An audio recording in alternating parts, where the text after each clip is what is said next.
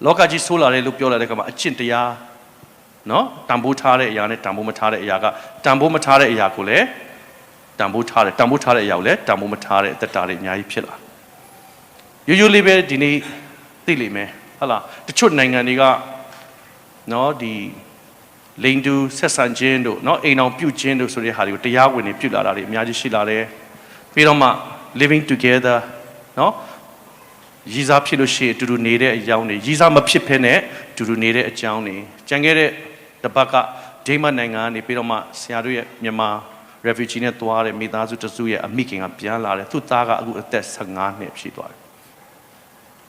15နှစ်ပြည့်တဲ့အခါမှာကျောင်းမှာသူကဖျောက်သိတယ်ဒီကလေးကလုံးဝဖျားနေပဲတွားလာပေမဲ့သူ့ကိုကြိုက်တဲ့ Danish ကလေးမလေးတယောက်ကအိမ်မှာလာနေတယ်အိမ်မှာတက်နေတာဖြစ်တယ်အဲ့တော့အမေကမောင်းချလို့မရဘူးသူတို့တရားဥပဒေရနော်သူတို့ကအဲ့တော့ဘာပြောလဲဆိုတော့နင်တို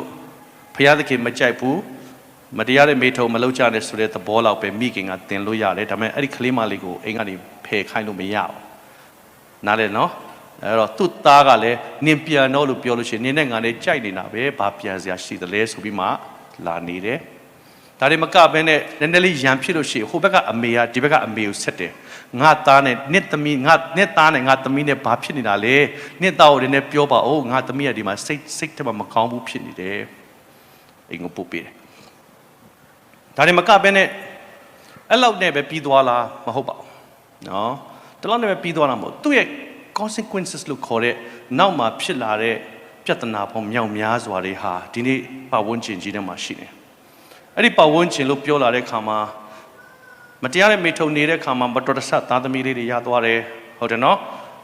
်မတော်တဆသားသမီးလို့မခေါ်ဘူးအဲ့တော့ခလေးလို့ခေါ်တယ်မတော်တဆခလေးလေးတွေရသွားတယ်အဲ့ဒီခလေးလေးတွေကမိဘမဲ့လို့ခံစားတဲ့အတွက်ကြောင့်သူတို့ကိုမိဘမဲ့ဆိုတဲ့နေရာမှာထားရတယ်သူတို့စိတ်ထဲမှာအဖေဆိုတာမရှိဘူးအမေဆိုတာမရှိဘူးသူတို့ကသူတို့တယောက်တည်းပဲယက်တည်တဲ့သူတွေဖြစ်လာတယ်တစ်ချိန်မှာသူကကြီးမားတဲ့နိုင်ငံခေါင်းဆောင်ဖြစ်လာလို့ရှိရင်သူ့ရဲ့အတွေးခေါ်ကဘယ်လိုရှိမလဲမပြည့်စုံတဲ့အတွေးခေါ်ထဲမှာသူယက်တည်ရမှာဖြစ်တယ်ဒါတွေမကောက်အဖေနဲ့အမေကအိမ်အောင်ပြုတ်တယ်ကွဲတယ်နောက်အိမ်အောင်ပြုတ်တယ်ကွဲတယ်နောက်အိမ်အောင်ပြုတ်တယ်ကွဲတယ်နှမို့လို့ရှိရင်နှစ်အိမ်အောင်လောက်ဆက်ပြီးတော့ကွဲပြီးတော့မှသားသမီးရလာလို့ရှိရောသားသမီးတွေခံစားချက်ရှိလားမရှိဘူးလားရှိတယ်အဲ့ဒီခံစားချက်တွေကဘာနဲ့မှပြင်လို့မရဘူးဘာနဲ့မှပြင်လို့မရဘူးသခင်ခရစ်တော်နဲ့တွေ့သွားရင်တော့ပြင်လို့ရတယ်ဆိုတော့သူ့အဖေကိုစိတ်ခွင့်မလွတ်တဲ့သူတွေအများကြီးရှိတယ်အမေကိုခွင့်မလွတ်တဲ့သူသူတို့ပြင်တော့အဖေကဆိုးလို့ထောင်ကျပြီးဘိန်းစားပြီးတေးသွားတယ်အမေကကလေး9ယောက်နဲ့ကြံခဲ့တယ်နော်အဲ့ခါမှာသားသမီးတွေကနှမို့လေအဖေကမတေးဘူးအမေကိုလာရိုက်တယ်ဒုက္ခပေးတယ်အရက်တောက်တယ်ရိုက်တယ်သားသမီးတွေအရန်စိတ်ဆိုးတယ်ဆိုအဖေကိုပြန်ဆဲတယ်အဖေကိုပြန်ပြီးတော့စိတ်နာတယ်အဲ့တော့မိဘကိုမယိုသေးခြင်းဆိုတော့အမေကလာသားသမီးမှာပါလာတယ်အဲ့ဒါကိုတွေ့ဘူးတဲ့ကလေးတွေကလည်းသူတို့ကမိမမယူချင်တော့ဘူးဆိုမိမမလိုချင်ဘူးလို့ပြောတဲ့ခါမှာတရားဝင်မိမမယူချင်ပေမဲ့သွေးသားရှိတော့လေအပြင်မှာသွားပြီးမှားယွင်းခြင်းပြန်လုပ်ကြတယ်ဒါတွေမကဘဲနဲ့မြောက်များစွာသောပျက်စီးနေတဲ့အိမ်တောင်တွေဟာလူမှုရေးဖောက်ပြန်မှုတွေအများကြီးလုပ်နေပေမဲ့ဆရာအကျွတ်မဲ့ယုံကြည်တယ်ခရစ်တော်ကိုသိတော်အာမင်ဘုရားကိုယတော်အသင်းတော်ခရစ်တော်ဥဆောင်တော်အသင်းတော်အဲ့ဒီအသင်းတော်ထဲမှာရှိသောဘုရားသခင်ရဲ့နှလုံးသားကိုယတော်သူအရောက်တိုင်းဟာနောက်ထပ်10နှစ်နောက်ထပ်15နှစ်အတွင်းမှာဘာဖြစ်မလဲဆိုတာဆရာတို့ကြည့်လို့ရတယ်ဒီကနေ့တဲ့အသက်တာစပြင်ဆင်ရင်အာမင်တဲ့တဲ့ဒီကနေ့နှုတ်ကပတ်တော်နဲ့သင်စပြီးတော့မှအသက်တာကိုပြင်ဆင်မယ်သင်သားသမီးမရှိသေးတဲ့မိဘတွေရှိမယ်မရှိသေးတဲ့အပြိုလူပြိုတွေရှိမယ်ဒါပေမဲ့2နှစ်3နှစ်အတွင်းမှာအိမ်အောင်ပြုလာမယ်ဟုတ်တယ်နော်ပြီးတော့တစ်နှစ်2နှစ်နောက်ထပ်အခြားမှာအိမ်သားသမီးလေးတွေရလာမယ်အဲ့ခါမှာကိုသားသမီးတွေကိုကိုကဘုရားသခင်အလိုတော်နဲ့အညီတွင်တင်မယ်ဆိုရင်နောက်10နှစ်15နှစ်အတွင်းမှာနိုင်ငံခေါင်းဆောင်တွေဟာဘုရားကိုတည်တဲ့သူနဲ့တိုင်းပြည်ကိုကောင်းချီးပေးတဲ့သူတွေအများကြီးဖြစ်လာလိမ့်မယ်ဘယ်သူလုပ်ပေးနိုင်လဲအစိုးရမလုပ်ပေးနိုင်ဘူးဘယ်ရက်ွက်လူကြီးမှမလုပ်ပေးနိုင်ဘူးခရစ်တော်လုပ်ပေးနိုင်တယ်ခရစ်တော်ကိုဘယ်သူသိတယ်လဲယုံကြည်သူသိတယ်ယုံကြည်သူကိုသိတဲ့အပြင်ဥဆောင်သောခရစ်တော်ဒီဥကောင်းဖြစ်သောအရာကဘယ်မှာရှိလဲအသင်းတော်မှာရှိတယ်အာမင်ဒါကြောင့်မလို့အသင်းတော်လို့ပြောတယ်သင်းဦးဆရာများကိုလည်းဆရာဖိတ်ခေါ်တာဖြစ်ပါတယ်ဒီထဲမှာရှိကောင်းရှိလိမ့်မယ်သင်းဦးဆရာများဒီလည်းကိုယ့်ရဲ့အသင်းတော်ထဲမှာအာမနာပါနဲ့အာနာဆရာမလိုဘူးတချို့ကအာနာတယ်ထောက်ထားတယ်ဆိုတဲ့စကားလုံးတွေသုံးပါတယ်ဖခင်သခင်ကမထောက်ထားပါဘူးအပြစ်ရှိတယ်လို့အားလုံးငရဲချတယ်လုံးဝမထောက်ထားဘူး ထောက်ထားလားလူကောင်းကိုချလားလူဆိုးကိုချလားချတယ်အပြစ်ရှိရင်ချတယ်လူဆိုးလူကောင်းမဆိုင်ဘူးချတယ်ဘာဖြစ်လို့လဲလက်မခံနိုင်ဘူးသူနဲ့ဆက်သွယ်လို့မရတော့ကြောင့်သူ့ရဲ့အပြစ်ငရဲကိုချလာတော့ဒီနေ့ဘုရားရှင်ကမေတ္တာတော်ရှင်ဖြစ်ပေမဲ့ငရဲကိုမဖယ်လိုက်ဘူးဆိုတော့ကျွန်တော်သိဖို့အရေးကြီးတယ်ငရဲကိုပြစ်ချမဲ့စာတန်နဲ့အပေါင်းပါများကိုတော့ကိုညှင်းဆန်တဲ့သူအားလုံးကိုတော့သူကငရဲကိုဆက်သွားအောင်ပါသို့တော့မေတ္တာတော်ရှင်ဖြစ်သောကြောင့်ကျေးဇူးတော်ကြောင့်ခရစ်တော်ကိုကျွန်တော်ပြန်ပေးထားတာဖြစ်တယ်အာမင်တော့ခရစ်တော်ကိုရတဲ့သူဟာကယ်တင်ခြင်းရသွားတယ်ထာဝရသက်ရသွားတယ်ငရဲမကြဘူးតែညင်းကြည့်ညင်းတဲ့သူအားလုံးကြတယ်တော့အမျက်တော်ရှိသေးလားရှိတယ်ခရစ်တော်ကြောင့်ကျွန်တော်အမျက်တော်ပြည့်တာဖြစ်တယ်ဟာလေလုယာဆိုတော့အဲ့ဒီအရာကိုကျွန်တော်တို့သိတဲ့အတွက်ကြောင့်ကယ်တင်ခြင်းနဲ့ပတ်သက်လာထိုနည်းတူစွာပဲသိတယ်ထိုနည်းတူစွာပဲဘုရားသခင်တမန်တရားကိုကျွန်တော်လိုက်ပြီးတော့မှကိုယ့်ရဲ့အိမ်တောင်ကိုစပြီးတော့လှုပ်ရင်ဘုရားသခင်ဖန်ဆင်းကာစားကလူယောက်ျားလူမိန်းမကိုဖန်ဆင်းတယ်မြို့နယ်မရှိဘူးရပ်ကွက်မရှိဘူးမြို့နယ်မရှိဘူးတိုင်းမရှိဘူးအစိုးရမရှိဘူးဟုတ်တယ်နော်ပြီးတော့မှသူတို့ကိုဩဝါဒပေးတယ်ပြီးတော့မှခေါင်းကြီးပေးတယ်ဆိုတော့ဘုရားသခင်ကဘယ်ကစတယ်လဲဆိုရင်အဲ့ဒီနှစ်ယောက်ကပဲစတာဖြစ်တယ်သူ့ရဲ့ formula ကဘယ်တော့မှနှစ်ယောက်ကပဲစတယ်ဒါကြောင့်မို့အိမ်အောင်ပြုတ်တော့မဲ့လူရဲ့နှစ်ယောက်ရဲ့အသက်တာနဲ့သင်ဟာနောက်ထပ်10နှစ်အတွင်းမှာနောက်ထပ်15နှစ်အတွင်းမှာသင်ဟာဘုရားသခင်ကောင်းချီးမင်္ဂလာနဲ့ယက်တည်တဲ့အိမ်တောင်တွေများဖို့ဖြစ်လာမယ်သင်ရက်ွက်ထက်မှာသင်ဟာကွာခြားသောအိမ်တော်ဖြစ်လာမယ်။တဲ့အိမ်တော်ကိုသူများတွေကကြည့်တဲ့အခါမှာများစွာသောသူတွေရဲ့အတွေးခေါ်တွေကအများကြီးပဲပြောင်းလဲနေကြတယ်ဒီနေ့တယောက်တော့လှီးနေကြတယ်ညဉ့်ညဉ့်ညမ်းညမ်းစဉ်းစားကြတယ်တယောက်ကြောက်ဘယ်လိုလုပ်ရမလဲစဉ်းစားနေတဲ့အချိန်မှာတဲ့အိမ်ကကွာခြားနေရမယ်။သမီးငယ်လေးတယောက်ခရစ်တော်လက်ခံတယ်ပြောင်းလဲလာတယ်3-4-5လလောက်ဒီမှာကျွန်တော်နဲ့တွေ့တော့ तू ကတက်တက်ခံတယ်အတင်းတော်ဒီအိမ်မှာပေါ့နော်မိသားစုတစုမှာ तू နေတယ်ခရိယာမိသားစုထဲမှာ तू နေတယ်ကျွန်မမိသားစုမှာတခါမှဒီလိုမျိုးငြိမ်ငြိမ်သက်သက်နဲ့မောင်နှမတွေယုံကြည် 100% ယုံပြီးတော့မှတယောက်တယောက်စကားမပြောဘူးတဲ့သူတို့မိသားစုတော့မိသားစုပဲဒါပေမဲ့တခါမှတယောက်တယောက်မယုံဘူးပေါ့ဟိုလှီးနေကြတာပဲတွေ့နေကြတာပဲစော်နေကြတာအသက်အရွယ်အားဖြင့်လည်းရလာတဲ့အခါမှာယုံယုံကြည်ကြည်နဲ့ပွတ်ပွတ်လေးလေးမပြောနဲ့တကယ် pure love နော်တကယ်အာဂပေနော်ဘုရားသခင်ရဲ့မေတ္တာကိုတကယ်ဒီမှာရတယ်ဆိုတဲ့အကြောင်းသူမြိတ်နေတဲ့တည်ခံတဲ့ခါမှာကျွန်တော်စဉ်းစားရတယ်တခါလေမှကျွန်တော်ကခရိယန်နေဖြစ်တဲ့ခရိယန်မိသားစုတွေများတယ်ဆိုခရိယန်ထဲမှာပဲဒီတော့ကိုကဒီလိုပဲတကဘာလုံးကလိုပဲထင်တာမဟုတ်ဘူးများစွာသောသူတွေဟာမေတ္တာငတ်နေတယ်များစွာသောသူတွေမလုံခြုံတာရှိတယ်များစွာသောသူတွေကပျက်စီးနေတာဖြစ်တယ်ဒါပေမဲ့စာရမဏေကလည်းဖြည်းဖြည်းချင်းအသင်းတော်ထဲမှာလည်းဒီကိစ္စကိုရိုးရာအနေနဲ့ထည့်တာရှိတယ်ဒီလိုမှပဲခစ်ကြီးကသွားနေတာပဲဆိုပြီးမှထည့်တယ်ဟုတ်တယ်နော်ခစ်ကြီးကဒီလိုပဲသွားနေတာပဲဒါတော့အားလုံးဒီလိုပါပဲလေယောက်ျားချင်းလက်ထပ်ဖို့လည်းအရေးမကြီးတော့ပါဘူးအစိုးရကတော့မှငါတို့ကို discrimination နော်လူတစ်ယောက်ကိုဟဲ့လားနှိမ်နေဆိုပြီးမှပြောတာမဖြစ်ရလေအောင်လုပ်ပေးလိုက်တာကောင်းပါတယ်ရလားမရဘူးဒီနေ့ဘုရားသခင်ကမကြိုက်ဘူးဆိုရင်ကျွန်တော်တို့ဘက်ကမကြိုက်ဘူးဆိုတော့သိထားဖို့ရည်ကြီးတယ်အာမင်ဘုရားသခင်ကြိုက်တယ်ဆိုတဲ့အပိုင်းကိုလည်းကျွန်တော်ကြိုက်ဘူးဒါကြောင့်ကျွန်တော်ကဒီနေ့များစွာသောလူငယ်လေးတွေကိုအထူးသဖြင့်အိမ်တော်ရင်းနဲ့ပတ်သက်ပြီးတော့မှတွင်တင်ပါတယ်တပြိုင်တည်းမှာပဲကျွန်တော်အိမ်တော်ကိုလည်းကိုယ့်အိမ်တော်ကိုလည်းပြန်ပြီးတော့မှကြည့်ရတယ်ကိုယ့်ကိုလည်းတိုင်းထားရပါတယ်ကျွန်တော်အသက်မဟုတ်အိမ်တော်သက်မနောက်လာဆိုရင်32နှစ်ပြည့်ပြီအိမ်တော်သက်ဆိုတော့အိမ်တော်ကြာလာ32နှစ်ရှိပြီဆိုတော့အတွေ့အကြုံအားဖြင့်အများကြီးမရှိတော့လည်းပဲတော်တော်ရှိပြီလို့ပြောလို့ရတယ်နော်အသက်က56နှစ်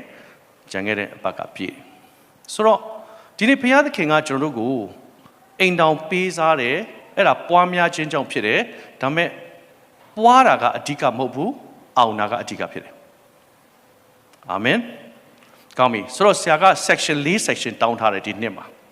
4ကငါ့ကိုပေးပါလို့ဒီတစ်ခေါက်တော့အပြတ်တောင်းထားတာเนาะခါလေးဆိုတစ်ချိန်ရတာရှိတယ်2ချိန်ရရှိ3ချိန်ရဒီတစ်ခေါက်4ချိန်တော့ပေးပါဆိုတော့ section နဲ့ section နဲ့ဆရာတင်သွားပေးမှာဖြစ်တယ်ရောက်တိုင်းပေါ်ဘုရားသခင်ကောင်းချီးပေးပါဆိုရေးပါ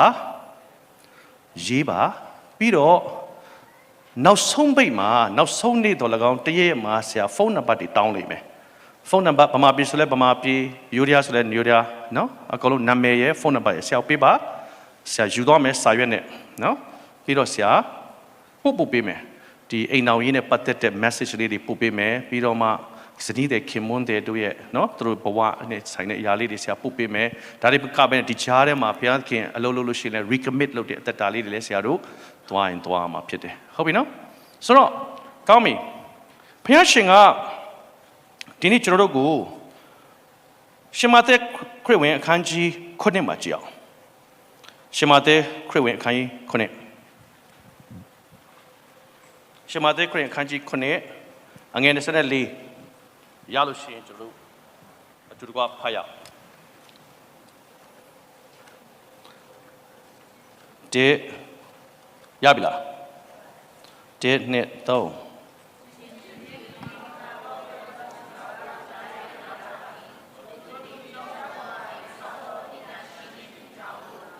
ကောင်းပြီအကျဉ်သူသည်ငါဟောပြောသောဤစကားကိုကြား၍နားထောင်တယ်ထိုသူသည်ကြောက်ပေါ်မှာအိမ်ဆောက်သောပညာရှိဖြစ်တယ်ဆိုတော့အိမ်ကိုဆောက်မယ်ဆိုရင်တဲ့ပညာရှိဖို့လိုတယ်လို့ပြောတာဖြစ်တယ်ဟုတ်ပြီနော်အိမ်ကိုဆောက်မယ်ဆိုရင်ဘာလုပ်ရမလဲပညာရှိရမယ်ပညာရှိတယ်ဆိုတာကဘာလဲဆိုတော့ကြောက်ပေါ်မှာတည်တာကိုပြောတာဖြစ်တယ်ကြောက်ပေါ်မှာတည်တယ်ဆိုတာခရစ်တော်ပြောသောစကားခရစ်တော်ပေါ်မှာတည်သောအသက်တာဟာပညာရှိဖြစ်တယ်ဆိုတော့ဘုရားရှင်ရဲ့စကားတော်ကိုသင်သည်ကြားတဲ့အတိုင်းလှုပ်ဆောင်တဲ့အခါမှာသင်သည်ပညာရှိဖြစ်မယ်တဲ့အဲ့ဒီလူဟာအိမ်ဆောက်ရင်ဘယ်တော့မပြိုဘူးတဲ့ဆိုတော့လောကပညာနဲ့စဉ်းစားမယ်ဆိုရင်အိမ်တစ်လုံးဆောက်တယ်မပြိုဘူးလို့လည်းပြောလို့ရတယ်ဘာကြောင့်ဆိုဆက်ဖတ်သွားလို့ရှိရင်မိုးရွာတာရှိမယ်လေတိုက်တာရှိမယ်ရေစီးတာရှိမယ်ဒါပေမဲ့မပြိုဘူးထိုနည်းတူဆိုပဲသင်ရဲ့အိမ်တောင်ရေးကိုလည်းသင်ကတိဆောက်မယ်ဆိုလို့ရှိရင်ခရစ်တော်ကပြောတယ်ကြောက်ပေါ်မှာတိဆောက်ပါတဲ့ပညာရှိပါတဲ့ပြန်ပြောမယ်နော်ဘာရှိရမလဲပညာရှိရမယ်အိမ်ကိုတိဆောက်ဖို့ရတဲ့ပညာရှိရမယ်အဲ့ဒီပညာကဘယ်လာတဲ့ပညာလဲလမ်းဘေးကပညာမဟုတ်ဘူးတက္ကသိုလ်ကပညာမဟုတ်ဘူးဖယားသခင်စီကလာတော့ပညာကိုပြောတာဖြစ်တယ်ဆိုတော့ကျွန်တော်တို့ကဒီနေ့ရွေးကောက်ခြင်းခံရတော့သူများဖြစ်သောကြောင့်ဖယားသခင်နှုတ်ကပတ်တော်ကျွန်တော်သိခွင့်ရလားရလားမရဘူးလားရတယ်တိခွင့်ကိုရသောကြောင့်အဲ့ဒီတိခွင့်ဟာထာဝရနဲ့ဆိုင်သောအရာကိုသင်တာလားလက်ခဏတစ်ဖြုတ်ထားကိုသင်တာလားပြန်ပြောမယ်နားထောင်နှုတ်ကပတ်တော်ကကျွန်တော်တို့ထာဝရနဲ့ဆိုင်တဲ့အရာဖယားနဲ့ပတ်သက်တဲ့အရာကိုသင်တာဖြစ်တယ်အာမင်တော့ဖယားနဲ့သင်တဲ့အရာကိုကျွန်တော်တို့တန်ဖိုးထားတတ်မှတဲ့သက်တာမှာအောင်မြင်ခြင်းရှိမှာဖြစ်တယ်ကျွန်တော်တို့ကလမ်းဘေးကပြောတဲ့စကားကိုသိကြိုက်တယ်ဟုတ်တယ်နော်တခါမှကြပြာစာအုပ်လေးများဆိုဖတ်ပြီးတော့မှတွေးတာFacebook မှာအကြီးကျယ်တင်ကြတယ်နော်ဆရာကြီးတပါးလောက်ပြောတဲ့စကားလုံးလောက်ဆိုရှင်ကျွန်တော်နျူတန်ကပြောတဲ့စကားလို့ဆိုကျွန်တော်အကြီးကျယ်ရေးပြီးမှသူ့ရဲ့စကားလုံးဘုချုပ်အောင်ဆန်းပြောတဲ့စကားဆိုစကားလုံးလေးကျွန်တော်ကြိုက်လားမကြိုက်ဘူးလားအမလေးဝေလိုက်ကြတာသဘောတူပါတယ်ဒါပေမဲ့ဖယားသခင်စကားကိုပြောလို့ရှိရင်ကျွန်တော်ဝေဖို့ပဲစဉ်းစားတယ်ဖတ်ဖို့မစဉ်းစားဘူးအများပြင်တော့တချို့မှ daily devotion ပို့တာလေရေးလည်းပို့တာသူကိုယ်တိုင်ဖတ်တာလားတော့မသိဘူးကျွန်တော်စိတ်ထဲမှာတော့ဖတ်မယ်မထင်ဘူးဒီလိုကသိလားပို့တော့အရန်ပို့တာအမေဆက်တိုက်ပို့ကျွန်တော်စီမှာဆို9ယောက်လောက်တပြိုင်တည်းပို့တာအတန်မှပါတယ်ကျွန်တော် block လုပ်မလို့ဒါပေမဲ့လည်းအားနာလို့ကျွန်တော်မလုပ်ဘူးထားလိုက်ပါတော့လေဟိုအချိန်တိုင်းသူပြက်သွားတယ်ဆိုတော့သိထားတဲ့ခါမှာလေနော်ဆက်ပို့တာကကောင်းပါတယ်ဒါပေမဲ့ဘုရားစကားကိုကြားရင်ပညာရှိပြီဒါတော့တင့်အိမ်တောင်ရေးကိုတိဆောက်ဖို့ရန်အတွက်သင်ဟာဘာလို့လဲပညာလိုတယ်သုတ်တန်ကျမ်းခန်း24ကိုကြည့်အောင်သုတ်တန်ကျမ်း24မှာ I think I need Jamie you have a Bible in English do you yeah 24 verse chapter 24 verse 3အဲ့ဒီမှာအင်္ဂလိပ်ကနည်းနည်းလေးပို့ပြီးတော့ရှင်းရှင်းလင်းလင်းဖြစ်လို့ကျွန်တော်အင်္ဂလိပ်လိုဖတ်စီကျွန်တော်ဖြစ်ပါတယ်အငယ်3နဲ့4ကိုဖတ်မယ်နားထောင်ဗမာလိုဖတ်မယ်ပြီးတော့ then you will read in English Proverbs chapter 24 verse 3 and 4တစ်ဗမာလို1 2 3ဉာဏ်ပညာအပြင်အိမ်ကိုတိဆောက်၍ခိုင်ခန့်မြဲမြံစေရ၏ပညာအတတ်အပြင်အခမ်းများတို့သည်အဖိုးထိုက်၍နှစ်သက်ဖွယ်သောဥစ္စာအပေါင်းတို့နှင့်ပြည့်စုံရကြ၏ Okay Can you read for me? Yeah. Oh, you want me to read? Okay. Thank you. So, true wisdom is an house built, and by understanding it is established. And by knowledge shall the chamber be filled with all precious and pleasant riches. ဒီထက်မှာစကားလုံးသုံးလုံးကိုဆရာပြောပြမယ်ဒီခြားနားထောင်နံပါတ်1က through wisdom ဆိုရေးထားရအောင် WISDOM wisdom ဟုတ်ပြီနော် wisdom ဆိုတာဘာလဲဆိုတော့လောက်တတ်တာနားလေတယ်သဘောပေါက်တယ် apply လုပ်တတ်တယ်အဲ့တော့ wisdom လို့ခေါ်တယ် wisdom ဆိုပါလေကိုသိသွားတယ်နားလေတယ်ကိုကိုယ်တိုင်လုပ်တတ်တယ်ပြောချင်တာဖခင်စကားကြားတယ်လိုက်လုပ်တယ်အဲ့ဒါ wisdom လို့ခေါ်တယ်ဟုတ်ပြီနော်နံပါတ်1ကတော့ by understanding it is established understanding နံပါတ်2က understanding under U N D E R S T A N D I N G understanding ဒုတိယချက်ကပထမချက်ကဘာလဲ wisdom ဒုတိယချက်က understanding ဟုတ်ပြီနော်နောက်ဆုံးတစ်ချက်ကတော့ and by knowledge shall the chamber be filled with all precious and pleasant riches thank you number 3တစ်ချက်က knowledge K N O W L E D G E K N O W L E D G E knowledge ဟုတ်ပြီနော်ကောင်းပြီဆရာပြပြန်ဥပမာ knowledge ဆိုတာက information လို့ခေါ်တယ် knowledge ဆိုတာဘာလဲဆိုတော့အခုဆရာတို့သင်မယ်ကျမ်းစာကျောင်းမှာသင်မယ်ဘုရားကျောင်းမှာတရားဟောမယ်အဲ့ဒီအရာတွေအားလုံးက information လို့ခေါ်တယ် information ဆိုတာယူသင်လားယူသင်တယ်ဒါပေမဲ့ Facebook ထဲမှာကြောက်တယ်လို့ရှိရင်ဒီဆေးလေးတောက်ပါဒီအရွက်ကလေးကိုပြုတ်ပြီးတောက်လို့ရှိရင်ဘယ်လိုဖြစ်တယ်ဖတ်လားဖတ်လိုက်သေးတယ်နော်ဖတ်ပြီးတော့ဘာလို့လဲဆိုတော့ကျွန်တော်သိရင်လည်းသိမ်းထားတယ်ဒါပေမဲ့သုံးလားမသုံးဟုတ်တယ်နော်မသုံးပါဘူးဖတ်လိုက်တယ်တခါလေကြောက်လို့ရှိရင်လည်းသူများဒုက္ခရောက်တော့မှပြန်ရှာတာ Facebook ထဲမှာမတွေ့တယ်လို့လည်းရှိတယ်ဟုတ်လားမဟုတ်ဘူးလားအဲ့တော့ information ဆိုတာကျွန်တော်အမြဲတမ်း feeding လုပ်တယ်ဟုတ်တယ်မလားကိုယ့်တက်တာထဲမှာစာအုပ်ဖတ်တယ်ဘ ഹു တုတနဲ့ဆိုင်တဲ့စာအုပ်ဖတ်တယ်နှုတ်ကပတ်တော်ဖတ်တယ်ဒါပေမဲ့ knowledge ဆိုရလား knowledge ဆိုတာဘယ်မှာရှိလဲဒီမှာရှိတယ် knowledge ကဘယ်မှာရလဲဒီမှာရတယ်ဒါပေမဲ့အဲ့ဒီ knowledge ကိုသင်ဟာ understanding လို့ခေါ်တဲ့နားလေသွားတယ်ဘာကြောင့်လဲဆိုတာသင်နားလေသွားတဲ့ဟာကတော့နှလုံးသားထဲမှာဖြစ်လာတယ်ကောင်းပြီခုနကတော့ကျွန်တော်ကမိမတယောက်ကိုကားမောင်းခိုင်းတယ်ကားဝယ်ပေးပြီးသူ့တော့ပေးတယ်သူမောင်းတတ်လားမောင်းလားမိမတယ်ကားတယ်မောင်းတယ်အဲ့တော့ဘာဖြစ်လဲဆက်နိုးတယ်ဝူနိုးတယ်ပြီးတော့နင်းတယ်ဘရူးသွားတယ်ဓာတ်စီတိုင်ချိတတ်တယ်အပူတိုင်ချိတတ်တယ်ဒါပေမဲ့လမ်းဘေးမှာရပ်သွားပြီဆိုရင် तू ဘာလုပ်တတ်လဲဘာလုပ်လဲဒီမိမဘာမလုပ်ပူထူသွားတာဒုက္ခပဲဖုန်းခေါ်တယ်နော်ယောက်ျားလှုပ်ပါအောင်နော်တငယ်ချင်းလှုပ်ပါအောင်ဟုတ်လားမဟုတ်လားအရှက်ပြီနော်ဘယ်သူမှမကြည့်ဘူးတယ်လီဖုန်းဟိုလှည့်ဒီလှည့်နေလှုပ်ပြီဖုန်းဆက်လည်းမဆက်ဘူးလားဘာကြောင့်ပြက်တယ်လဲဆိုတော့ तू သိလားဘာကြောင့်ဆက်မနှိုးလဲဆိုတော့ तू မသိဘူး तू မောင်းတတ်လားစီးတတ်လားနှိုးတတ်လားနှိုးတတ်တယ်နှိုးရင်မောင်းတတ်တယ်ဒါပေမဲ့ဆက်ရက်သွားရင်ဘာလို့ရက်တယ်လဲ तू မသိဘူးအဲ့ဒီလူတွေတော်တော်များများကအဲ့ဒါ knowledge ပဲရှိလို့ဖြစ်တယ်ကားမောင်းတတ်တဲ့ knowledge ပဲရှိတဲ့အတွက်ကြောင့်ကားပြည့်ရင်အရန်ဒုက္ခရောက်တယ်ဒါပေမဲ့ကားတစ်စီးသည်ဘယ်လိုသွားတယ်လဲဆိုတာကိုနားလေတဲ့လူဆိုရင်နားလေပြီနော်ကားကဘာကြောင့်ဒီလိုမျိုးမောင်းထွက်သွားရတာလဲအတန်ကိုနားထောင်လိုက်တာနဲ့အတန်ကပြက်တာလားကလပ်ဆိုလို့ရှိရင်ဒိုင်နမိုကကုန်တာလားစတာတာမော်တာပြက်တာလားဓာတ်ဆီကုန်တာလားကားကြောင့်ကိုနားလေတဲ့လူကြောက်တော့ကြောက်လား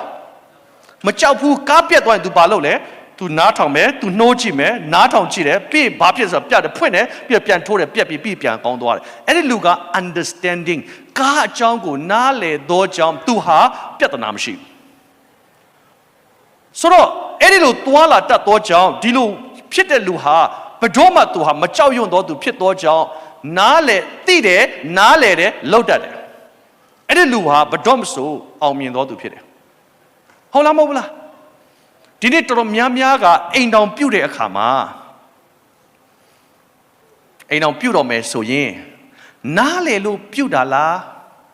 တရုတ်ဆရာတွေကလည်းကျောင်းမှာဘုရားကျောင်းမှာသင်သလားသင်လားအိမ်တောင်ရေးကျောင်းသင်လား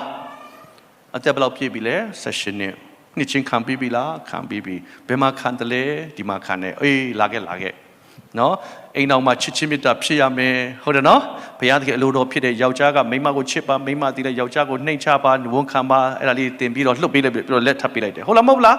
လက်ထပ်ပြီးတော့ပျော်လို့ကားစီးသွားကြတာဆက်နိုးပြီးတော့ဆက်နိုးကားအသစ်ဆိုမောင်းလို့ရတာပေါ့အာမင်အိုးဟာလေလုယာနော်အမလီတယောက်ကြည့်အရမ်းပျော်တယ်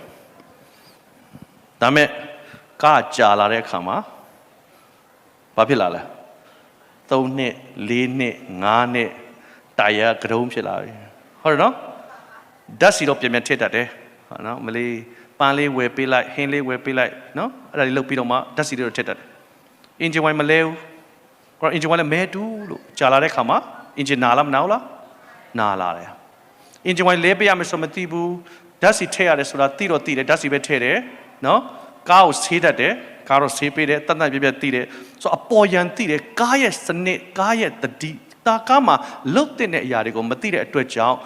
အများကြီးဟာလမ်းတစ်ဝက်ကြတော့မှရပ်သွားတယ်ရပ်သွားတဲ့အချိန်မှာအရာသူတို့စိတ်ဆိုးနေတဲ့ကာလဖြစ်သွားပြီဘယ်တော့ကတည်းကတကယ်စတယ်လဲဆိုရင်သူတို့က understanding ဆိုတဲ့ marriage ဖခင်သခင်အကြံစီကိုဘဝအိမ်အောင်မပြုတ်ခင်ကတည်းကနားမလဲတော့ကြောင့်ပြဿနာဖြစ်လာတဲ့အချိန်မှာရှာတော့အရန်ခက်သွားတယ်အဲ့ဒီခါမှာကြော်သွားပြီးမှကိုလိုကလန်ဖြစ်သွားတဲ့အိမ်တော်တွေရှိတယ်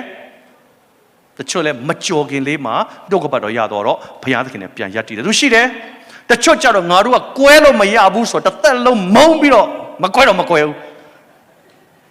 ရှိလားမရှိဘူးလားကွဲတော့မကွဲဘူးဒါပေမဲ့ကြည့်လို့မရဘူး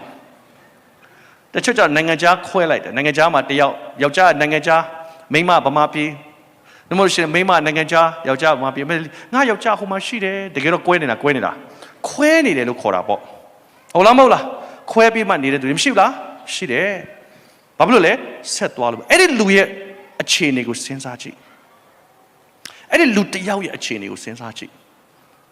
အိမ်တော်ရှိပြီးတော့အိမ်တော်မตายရရင်သူ့နှလုံးသားထဲမှာဘာခံစားမလဲစဉ်းစားဖို့ရည်ကြည်တယ်ကလေးတွေကလည်းမအားဘူးသားသမီးရှင်အားလားမအားဘူးပျော်ရွှင်မှုရှိမယ်ထင်လားအိမ်မှာဘုရားကျောင်းတူတူသွားအောင်ဆိုကားနှစ်စီးဝယ်မယ်တစ်စီးစီသွားကြအောင်ငကိုတော့ကားတစ်စီးတည်းသွားမယ်နောက်ပိုင်းကျရင်မသွားတော့တစ်စီးစီနင်က7စီးငါကားနဲ့နင်ကစိုက်ကယ်စီးငါမော်တော်ဆိုင်ကယ်နဲ့ဟုတ်တယ်နော်ဘာဖြစ်လို့လဲတူတူမစီးနိုင်တော့ဘာကြောင့်လဲ understanding ဆိုတဲ့နားလေတဲ့အသက်တာမရှိတဲ့အခါမှာခက်ခဲမှုတွေအများကြီးရှိတယ်တော့နားလေမှုလို့ပြောလာတဲ့အခါမှာဥပမာ Samsung phone ရှိတယ် Samsung Galaxy ဘယ်သူကိုင်းလဲထောင်ကြည့်အောင်နော် thank you ရှိတော့ဘယ်တော့2ယောက်3ယောက်ရှိတယ် Galaxy 7နဲ့အခုတော့8တွေပဲထွက်လာတော့ဗောနော်ရေးတဲ့ picture လိုက် boom နော်ဆိုတော့ Samsung ကဘယ်လိုကြော်ညာလဲဆိုရင်ဘယ်လိုကြော်ညာလဲ Samsung ကဒီပစ္စည်းကကောင်းတယ်ဘယ်လိုကောင်းတယ်ပူကောင်းတယ်ဟုတ်လားမဟုတ်လား Samsung ကအဲ့လိုကြော်ညာတယ်နော်ဒီပစ္စည်းကကောင်းတယ်ဘယ်လိုကောင်းတယ်ဘာဖြစ်တယ်ညာဖြစ်တယ်ပြောလားပြောလားအေးအဲ့လိုကြော်ညာဒါ Samsung တို့တခြား Huawei တို့ Huawei တို့ Weiwei တို့အစုံပဲပေါ့နော်အကုန်လုံးကအဲ့လိုပဲကြော်ညာပိုကောင်းတယ်ဆိုတဲ့ performance ပေါ်မှာပစ္စည်းကောင်းကြောင်းကိုပြပြီးမှကြော်ညာတယ်ဒါပေမဲ့ iPhone ကဘယ်လိုကြော်ညာလဲသိလား iPhone ကဘယ်လိုကြော်ညာသိလား iPhone ပိုကောင်းတယ်လို့မကြော်ညာဘူးကြော်ညာလုံးဝမကြော်ညာဘူးသတိထားကြည့် iPhone ကလည်းမင်းလိုတယ်လို့ကြော်ညာတယ်ဘာပြောလဲမင်းလိုတယ်မင်းလူတစ်ယောက်နဲ့မင်းက level တစ်ခုတက်ချင်တယ်ဆိုဒီဖုန်းလိုတယ်လို့ तू ကကြော်ညာတယ်ဟုတ်တယ်ဒါတော့မလို့ iPhone ကလူကိုပန့်ပိုးဖို့ပဲစဉ်းစားတယ်လူရဲ့လိုအပ်မှုတွေအားလုံးကို iPhone ကကြော်ကူညီပေးဖို့စဉ်းစားထားတာဖြစ်တယ်ဒါပေမဲ့အဲ့ဒီ idea ကိုကိုရီးယားကယူပြီးတော့မှငါဟာပိုကောင်းတယ်ငါဟာပိုကောင်းတယ်ဒါပေမဲ့ original ကဘယ်စလဲ iPhone ကစတာသဘောတူလားဒီလို swap လုပ်တဲ့ဟာဘယ်စလဲ iPhone ကစတာ i technology ဘယ်လိုယူသွားလဲကိုရီးယားယူသွားလဲပိုကောင်းအောင်လုပ်ပေးလားကိုရီးယားပိုကောင်းတယ်နော်ပိုတော့မှသူတို့အဆင်ပြေတာရှိလားမရှိဘူးလားနော် selfie ပိုတော့လှသေးတယ်ဟုတ်တယ်နော်ကြော်ညာနေအများကြီးလို့ပိုကောင်းအောင်လုပ်ပေးမဲ့အဲ့ဒါဒုတိယနှလုံးသားအမှန်ကအစ်စ်ကပါလေတင်လို့တယ်ဒါတော့ iPhone သမားကဘယ်တော့မှဆိုသူ့ရဲ့လိုအပ်မှုကိုကြည့်တယ်လူရဲ့လိုအပ်မှုကိုဘယ်လိုဖြည့်ဆည်းရအောင်ဒါတော့မလို့အခု health တွေပါတယ်အစားအကုန်လုံး iPhone ထဲမှာနေထိုင်ပါလာတာဟုတ်လားမဟုတ်လားတယ်လီဖုန်းနဲ့ health နဲ့ဘာဆိုင်လို့လဲဆရာဝန်ပြောလို့ရတယ်အချိန်တန်လို့ရှိရင်ဆေးတောက်ခိုင်းတယ်အကုန်လုံးပါလာတဲ့ဟာတွေအားလုံးဟာပြီးဆရာဝန်နဲ့ connection လုပ်ထားတယ်ပြီးတော့မှ cloud လုပ်ထားတယ်ဒါတွေအားလုံးကဘယ်ကစလဲ iPhone ကစတယ်ဘာဖြစ်လို့သိလားလူရဲ့လိုအပ်မှုကိုပံ့ပိုးဖို့ပြင်ဆင်တာဖြစ်တော့ကြောင့်ဒါတော့ iPhone ကိုင်တဲ့လူတွေအားလုံးကငါလိုတယ်လို့ဝန်ခံပြီးဝယ်ထားတာဖြစ်တယ်ဒါပေမဲ့ Samsung ဝယ်တဲ့သူတွေအားလုံးကငါဟာပိုကောင်းတယ်လို့ဝယ်ထားတာဖြစ်တယ်ငါဟာပိုကောင်းတယ်ငါဟာပိုကောင်းတယ်ဆိုတဲ့အရာဟာကောင်းပါမှာဒါပေမဲ့အဲ့ဒါဒုတိယအဆင့်ဖြစ်တယ်ဖယားရှင်ကတင့်ကိုပြောလိုက်မယ်ငါပိုကောင်းတာမကောင်းတာမမင်းနဲ့မင်းအတွက်ငါအကောင်းဆုံးဖြစ်တယ်အာမင်မင်းငါကိုလိုရလို့ပြောတယ်ဖယားဖြစ်တယ်စာတန်ကတော့ဘာဖြစ်လဲငါပိုကောင်းတယ်လောကကြီးကပိုကောင်းတယ်မတီလေးတဲ့ပိုလှတယ်ဟာမကြည့်အောင်နော်ဖယားကြောင့်ကလေးမလေးကအစင်မပြေဘူးဟိုကတွေကရေလဲလဲပုံအလိုက်တည်တာဖယားကြောင့်ယောက်ျားလေးတဲ့တကောင်းမှသုံးမရဘူးဟိုမှာကြည်စမ်းမအောင်အကောင်တွေ ကြည်စမ်းမောင်ပေါင်းပြီးဖင်ချက်နဲ့ပြောလားမပြောလားတင့်ကိုဘုရားသခင်ကဒါပဲလိုတယ်လို့ပြောတာဟာနှလုံးသားအမှန်ဖြစ်တယ်အာမင်ဒါကြောင့်မလို့ကျွန်တော်အသက်တာမှာ knowledge ဘုရားသခင်စကားတော်ကိုကြားပြီးနားလည်ရမယ်သို့တော့တင်နားလည်သွားတဲ့အချိန်ကြမှသာလေတင်လိုက်လို့မှာဖြစ်တယ်မြန်မာပြည်မှာစိုက်ကယ်စီးတဲ့ခါမှာအုတ်ထုတ်ဆောင်းလားမဆောင်းဘူးဆောင်းတဲ့မြို့ရှိလားရှိတယ်ဘာဖြစ်လို့ဆောင်းတာလဲပလိတ်ဖမ်းလို့ဆောင်းတာအဲ့တော့ပလိတ်မဖမ်းရလေအောင်ဘာလုပ်လဲအုတ်ထုတ်ဆောင်းတယ်အဲ့တော့အုတ်ထုတ်ဆောင်းတဲ့ခါမှာလဲဒီကြိုးတက်လားဒီကြိုးကလစ်ကိုမတက်ဘူးပလိတ်မဖမ်းအောင်ဆောင်းတာဆိုတော့တကယ်ယူရချက်ကပလိတ်မဖမ်းအောင်ဆောင်းခိုင်းတာလားတင်သေမှာဆိုလို့ဖမ်းခိုင်းတာလားပြောတာပဲတင်လဲအုတ်ထုတ်ဆောင်းရင်တော့ဘယ်တော့မှကလစ်မတက်ဘူးဒါကြောင့်လေတခါကြောက်ရှအနောက်နိုင်ငံသားတွေရန်ကုန်လာတယ်နော်စက်ဘိန်းစီးတာတော့အုတ်ထုတ်ဆောင်းတယ်စီးခိုင်းလားအုတ်ထုတ်ဆောင်းခိုင်းလားသူတို့မဆောင်းခိုင်းဘူးတောထဲမှာသွားတဲ့ခါမှာလည်းသူအုတ်ထုတ်ဆောင်းလားဆောင်းတယ်ဒီကောင်နေစက်ဘိန်းပဲစီးစီးမော်တော်ဆိုင်ကပဲစီးစီးအုတ်ထုတ်ဆောင်းတယ်ဘာလို့ဆောင်းလဲသေရမတော်တဆနည်းနည်းလေးကျသွားတာနဲ့မဖြစ်တဲ့မဖြစ်ထိုက်ခေါင်းနဲ့မြေကြီးနဲ့တိုက်ပြီးတော့တေသွားနိုင်တယ်မတန်ဘူးသူလဲတဲ့နှုံးကလက်ကျိုးချေကျိုးဆိုတာပြန်ကောင်းနိုင်တယ်ခေါင်းလေးပဲကာထားပေးရင်ဒီလိုအသက်အများကြီးရှိနိုင်တော့သိတဲ့အတွက်ကြောင့်အဲ့ဒီ understanding အာမင်နားလည်သွားတဲ့အခါမှာသင်စရာမလိုဘူးလိုက်လို့တယ်တဲ့တက်တော်တွေမှာမှတ်ထားပါဖျားစကားကိုသင်နားလည်သွားအောင်လုပ်ဘာဖြစ်လို့ငါ့ကိုဖျားကဒီစကားပြောရတာလဲဘာဖြစ်လို့ဖျားဒီကိစ္စကိုငါ့ကိုဒီလိုပြောရတယ်ဘာဖြစ်လို့ငါ့ကိုဖျားသခင်ကတားထားရတာဒီကိစ္စအဲ့တော့သင်ရအောင်ရှာ why ဆိုတော့ကျွန်တော်တို့သိအရေးကြီးတယ်ကျွန်တော်မြန်မာလူမျိုး why မမေးနဲ့နဗန်ချင်းခံရမယ်ငါပြောတာနားထောင်ဟုတ်လားမဟုတ်လားဒီနေ့ဆရာပြောမယ် level တက် why ပုံမှာရက်နှုတ်ကပတ်တော်ဖတ်ရင်ဘာဖြစ်လို့ကိုတော့ပြောတာလဲရအောင်ရှာဘာဖြစ်လို့ကိုတော့ပြောတာလဲဆရာနိုးရေးမောမဟုတ်နော်ဆရာနိုးရေးအုံးမြင့်ဆရာနိုးရေးက day devotion သူတင်မှာဖြစ်တယ်၄ရက်အခုသွားမတက်နဲ့ဒီသင်ခန်းစာ၄ရက်ဒီမှာတင်ရမှာမင်းတို့ကအစဆုံးဒါပေမဲ့အဲ့ဒီသင်ခန်းစာနောက်နှစ်ခါကျရင်သွားတက်ကြ why ဘာဖြစ်လို့ကိုတော့ဒီစကားပြောတာလဲအဲ့ဒါကိုရအောင်ရှာနှုတ်ကပတ်တော်ဒီမှာဘာဖြစ်လို့ပြောတာလဲငါနဲ့ဘာဆိုင်လဲငါနဲ့ဘာဆိုင်လဲဆိုတော့မေးကုန်မေးဆိုင်တယ်ဆိုမှယူသွားဆိုင်တယ်လို့ပြောရင်သင်ဟာ conviction လို့ခေါ်တယ်လုံးဝဆုံးဖြတ်ပြီဘယ်တော့မှမပြောင်းကြောင့်ညီကိုဂျီမီကဘာဖြစ်လို့ rap ဆိုတာလဲ तू က rap ခစ်မှာဆိုတာမဟုတ်ဘူးသူတို့ခစ်တော့ rap crap ကိုဘယ်သူမှလက်မခံတဲ့အချိန်မှာစဆိုတာကြည့်လို့ကိုမရအောင်ဟုတ်တယ်နော်ဘောင်းမရကြသွားသေးတယ်တဖြည်းဖြည်းနဲ့လေဒါပေမဲ့အဲ့ဒါကသူတို့ life ဆက်တိုးတာဟုတ်တယ်နော်ဒီနေ့ကျတော့အမလေးဂျေမီဆိုမှပဲဆရာလဲခရစ်ယာန်တချင်းကိုလေအရန်ကြိုက်သွားတာဂျေမီလုတ်ပေးလိုက်တာ rap ပဲတတ်သွားတယ်ဆရာလဲဒါတွေလည်းတတ်သွားတယ်နည်းနည်းပါးဆက်နားမလဲဘူးလေစကားနားမလဲပဲဒါပေမဲ့သူဆိုတဲ့ခါကျတော့မှကောင်းကင်ဘုရားဘာဆင်းလိုက်နဗန်ချင်းနေပဲနားလေသွားနော်အာမင်ဖယားသခင်ကဘာဖြစ်လို့ငါ့ကိုဒီလိုပြောတာလဲဆိုတော့ရအောင်ရှာအဲ့ဒီနားလည်မှုလဲရသွားရောတင့်အတွက်ကဘာမှမခက်တော့ဟုတ်ပြီနော်အုတ်ထုတ်ဆောင်းခိုင်းတာဟာပြည့်ညက်ပလိတ်ဖမ်းမှကြောက်လို့900ပေးရမှ9000ပေးရမှ1000ပေးရမှ1000ပေးရမှကြောက်လို့လောက်တာမဟုတ်တော့ဘူးနားလည်သွားတဲ့အခါကျတော့ပလိတ်ဖမ်းမဖမ်းဆောင်းပြီဘာလို့ဆောင်းလဲဟဲ့မင်းကပညာမရှိလို့ငါပညာရှိတယ်တော့တုတ်တန်ကြောင်ဖတ်ကြည့်ပညာမရှိတဲ့လူကထာဝရဘုရားမကြောက်ဘူးတဲ့ပညာရှိတဲ့လူကထာဝရဘုရားကြောက်တယ်ပညာရဲ့အချုပ်ချာထာဝရဘုရားကြောက်ရွံ့ခြင်းပြောလားမပြောလားပြောတယ်ဘာပြောလဲအဲ့ပညာဘာလဲတဲ့လောကပညာမဟုတ်ဘူးဘာကြောင့်ငါ့ကိုဘုရားပြောတာလဲဆိုနားလေသွားတယ်သူပြောတာဖြစ်တယ်နှမဟုတ်ရင်သင်ဟာပညာတရားထဲမှာရောက်နေမယ်ပါတစ်ချက်ရိုက်တယ်နောက်တစ်ချက်ပေးလို့မရဘူးလားပေးရမယ်လို့ကိုတော်ပြောတာအဲ့ဒါပညာပေါ့ရန်သူကိုချစ်လမ်းမှာလာတဲ့ခါမှာပြောတယ်အလူငွေပေးရင်ဘယ်လိုပေးရမလဲနှမျောသောစိတ်နဲ့ပေးရမလားနှမျောသောမမျောသောစိတ်နဲ့ပေးရမလားဒါပေမဲ့အလူငွေပေးတယ်မှာနှမျောလားမနှမျောမှန်ပြောနှမျောလားမနှမျောဘူးလားဟမ်မနှမျောမရှိပါဘူးလူတိုင်းနှမျောပါလေဒါပေမဲ့တင့်တကယ်ပြင်ဆင်ထားရင်နှမျောလားပြန်မေးမယ်သေချာနားထောင်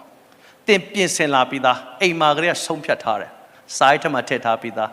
ဒါဖျားသခင်နိုင်ငံတော်အတွက်ပါဝင်မယ်လို့သင်ဆုံးဖြတ်ထားရင်နှမျောလားအေးဒီပေါ်ကြတော့မှကောက်ပြီးတော့ဟာဒုက္ခပဲစာရေးထဲမှာကျအစိမ့်နဲ့ဝါတယ်အနေတွေကိုအယောင်တွေရွေးလားမရွေးလားအဲ့ကကျတော့ထဲတော့ထက်လိုက်တယ်အရှက်ပြေဒါပေမဲ့နှမျောလားနှမျောတယ်ဆိုတင်ပါနားလေရမလဲငါပြင်ဆင်ထားရင်မနှမျောဘူးအာမင်ဘုရားရှင်ကပြင်ဆင်ထားလိုက်မယ်တဲ့အာဗြဟံကသူ့သားကိုခေါ်သွားတာသူပြင်ဆင်ပြီးသွားတာနော်ဒါတော့သူ့သားကိုတတ်ဖို့သူဆုံးဖြတ်ပြီးသားဖြစ်တယ်ပြတ်တယ်အဲ့ဒါဆုံးဖြတ်ထားလို့ဖြစ်တယ်တဲ့တက်တာလည်းမှတ်ထားဘုရားစကားကိုနားထောင်လို့ရှိရင်လေကိုတော်ကအလုံးလုံးမယ်ဆိုသိထားရင်ပညာမဟုတ်တော့တောင်ဆရာကတချို့ဟာဆိုပညာနဲ့ဆိုင်တဲ့စကားလုံးတွေပြောရင်ကျေးဇူးတော်ကာလမှာမရှိတော့ဘူးလုံးဝမှားတယ်တဲ့ဘုရားနှလုံးသားကိုရပါဘုရားသခင်ဘာကြောင့်ပြောလဲဆိုရအောင်ယူရအောင်အာမင်အဲ့ဒီအခြေခံကိုမရရင်သင်လို့မရအောင်ပညာပဲဖြစ်တယ် information ပေးလိုက်လို့ဖြစ်တော့ information ဆိုတာဟာလားမတရားတဲ့မိထုံမဝင်နဲ့မြည်တော်တူမထမ်းနဲ့ပြောလို့ပြလားမရလားရတယ်ပြီးတော့မဇနီးမောင်နဲ့ချစ်ကြပါနာခံကြပါဘာညာပြောလို့အကုန်ရတယ်ပြောချင်တာပြောတယ်ရေးတော့မယ်မင်းကျွန်တော်ကြောင်းတော့အောင်မယ်ဒါပေမဲ့ apply လုပ်မလားဘယ်တော့မလုပ် apply မလုပ်အောင်မြင်မလားဘယ်တော့မအောင်လမ်းတော့ဘာကားရက်လို့ကတော့ချွေးပြန်ပြီပဲအဲ့ဒီချွေးပြန်တဲ့အရာကလွတ်သွားဖို့ရန်အတွက်ကဒီနေ့သိအရေးကြီးတယ်အာမင်ဖျားရှင်စကားပြောပါစေလို့နော်ဘုရားသခင်ကလူကိုဖန်ဆင်းတယ်ကပ္ပဦးကျမ်းအခန်းကြီး1အငယ်29မှာပြီးတော့အငယ်29မှာဗာပြောလို့ဆိုတော့ထို့သောဘုရားသခင်သည်တဲ့ကပ္ပဦးကျမ်းခိုင်း1အငယ်29ရေးထားပါကပ္ပဦးကျမ်းခိုင်း1အငယ်29ဘုရားသခင်သည်မိမိပုံသဏ္ဍာန်နှင့်အညီလူကိုဖန်ဆင်းတော်မူ၏ဘုရားသခင်၏ပုံသဏ္ဍာန်တော်နှင့်အညီလူယောက်ျားလူမိန်းမကိုဖန်ဆင်းပြီးလျှင်အချင်းတို့များပြားစွာမွေးဖွားကြလော့မြေကြီးကိုပြည့်စေ၍နိုင်ကြလော့ပင်လယ်ငါးတို့ကို၎င်းမိုးကောင်းကင်ငှက်တို့ကို၎င်းအသက်ရှင်၍မြေပေါ်မှလှုပ်ရှားတတ်သောတိရစ္ဆာန်အပေါင်းတို့ကို၎င်းအုပ်ဆိုးကြလော့ဟုမိန့်တော်မူ၍သူတို့ကိုကောင်းကြီးပေးတော်မူ၏တဲ့ဆိုဘုရားသခင်ရဲ့အကြံစီခေါင်းစဉ်ဟုတ်ပြီနော်လူယောက်ျားလူမိန်းမကိုသူဖန်ဆင်းတယ်ဆိုလူယောက်ျားတစ်ယောက်တည်းကိုပြောတာမဟုတ်ဘူးလူမိန်းမတစ်ယောက်တည်းကိုပြောတာမဟုတ်ဘူးလူယောက်ျားလူမိန်းမကိုဖန်ဆင်းပြီးတဲ့အခါမှာများပြားစွာမွေးဖွားဆိုမွေးဖွားခြင်းဆို multiplication လို့ခေါ်တယ်ဘုရားသခင်ကမြက်တွေကိုလည်းပွားစေတယ်တလိษံတွေကိုလည်းပွားစေတယ်အပင်တွေကိုလည်းပွားစေတယ်ဘုရားဖြစ်တယ်လူကိုလည်းပွားစေတယ်ဘုရားဖြစ်တယ်သို့တော့တလိษံတွေကိုပွားတဲ့ခါမှာလည်းစနစ်နဲ့ပွားခိုင်းတယ်လို့မျိုးအထီးချင်းမပွားဘူးအမချင်းမပွားဘူးသူ့တဘာဝအတိုင်းဟုတ်တယ်နော်လူယောက်ျားလူမိန်းမကိုဖန်ဆင်းပြီးမှများပြားစွာမွေးဖွားကြတော့အဲ့ဒါကောင်းကြီးမင်္ဂလာဖြစ်တယ်ဆိုတော့နံပါတ်1လူယောက်ျားလူမိန်းမကိုဖန်ဆင်းပြီးတော့မှသူတို့အိမ်အောင်ပြုတ်ခြင်းမှုဟာနံပါတ်1ကပွားများခြင်းဖြစ်တယ်ပွားများခြင်းဆိုတဲ့အရာကစဉ်းစားဖို့အရေးကြီးတယ်နော်တကယ်တော့လူတယောက်ဖြစ်လာဖို့ဆိုတာမိခင် white bite မှာ6လနော်ကြားတယ်ဟုတ်တယ်မလား6လပါဝင်ခြင်းကြားတယ်တကယ်တော့သူကအရေးကြီးလေးတေးသေးလေးပဲလေမဟုတ်လားအရေးကြီးလေးပဲတကယ်ကိုမှန်ဘလို့နဲ့ကြည့်မှမြင်ရတဲ့အရေးကြီးလေအဲ့ဒီမျိုးကနေပြီးတော့မှစဉ်းစားကြလူဖြစ်လာတာလူဆိုတာကလီစာတွေလည်းအများကြီးပါတယ်နော်ကလီစာတွေကဖြစ်လာပြီးရင်ဆက်မဖြစ်တော့ဘူးသိသားပြီလားကဲဥမဖြစ်ခင်မှာဥဖြစ်တဲ့အထိလှုပ်ပေးလားမလှုပ်ပေးဘူးလားဖြစ်လာရင်တော့ဥတွေဖြစ်လာတယ်ဥလည်းပြည့်စုံသွားရပ်သွားအသက်ဖြစ်လာရပ်သွားရောဟုတ်တယ်နော်ဒါနဲ့မကောက်ဘူးနှာခေါင်းနဲ့မျက်စိနဲ့နေရွက်ကလေးတွေသွားအစသွားကအမာလေဟုတ်မှာရှားအပြော့လေဒါပေမဲ့အဲ့ဒီအရာတွေက process လုပ်နေတဲ့ကာလမှာမိခင်ကိုဝန်ထဲမှာဘုရားသခင်ရဲ့အံ့ဩစရာတော့သင်ဟာအံ့ဩဖွယ်ရာလူတော်ဝါဖြစ်တယ်လို့ဘုရားသခင်ပြောတဲ့အရာကိုကျွန်တော်နားလည်မယ်ဆိုရင်ဘုရားသခင်ကပွားများခြင်းကိုအယံစိတ်ဝင်စားတဲ့ဘုရားဖြစ်တယ်အာမင်တော့လူယောက်ျားလူမိန်းမကိုဖန်ဆင်းပြီးတော့မှပွားများကြလို့လို့ပြောလာတဲ့အခါမှာနံပါတ်1ပွားများခြင်းဆိုတဲ့အရာနံပါတ်1ရှိတယ်ရေးထားပါလူယောက်ျားလူမိန်းမပြီးရင်နံပါတ်1ကပွားများခြင်းနံပါတ်2ကအောင်ကြလို့ဆိုတဲ့စကားလုံးသုံးတာရှိတယ်ဆိုတော့နံပါတ်2ကအောင်ကြလို့ဆိုတာရှိတယ်ပွားတိုင်းအောင်တာမဟုတ်ဘူးအောင်ဖို့ရတဲ့ဘုရားလိုတော့ရှိတာဖြစ်တယ်ပွားမယ်ဆိုလို့ရှိရင်တော့မိန်းမတွေအများကြီးယူပြီးပွားပေါ့ ဒါပေမဲ့အဲ့ဒီပွားခြင်းကိုပြောတာမဟုတ်အောင်သောပွားခြင်းဆိုတာကဘုရားသခင်အလိုတော်နဲ့ညီအောင်မြင်သောအိမ်တော်ဒုတိယချက်အောင်ခြင်းနံပါတ်3တစ်ချက်ကအုပ်ဆိုးခြင်းအကောင်ဒီပေါ်မှာမင်းတို့ကအုပ်ဆိုးရသောအခွင့်ကိုပေးမယ်တဲ့ဆိုတော့ဘုရားသခင်ကလူယောက်ျားလူမိန်းမကိုဖန်ဆင်းပြီးတော့မှသူတို့အားဖြင့်ကောင်းကြီးမင်္ဂလာ3ခုပေးတယ်နံပါတ်1ကပွားများခြင်းနံပါတ်2ကအောင်ခြင်းနံပါတ်3ကအုပ်ဆိုးခြင်းပြီးတော့မှဘာလုပ်လဲသိလားဘုရားသခင်ကောင်းကြီးပေးတယ်ဟာလေလုယာဆိုတော့အိမ်တော်မပြုတ်တဲ့သူတွေကိုအဲ့ဒီကောင်းကြီးပေးမယ်ထင်လားအဲ့တော့မပြုတ်တဲ့သူကို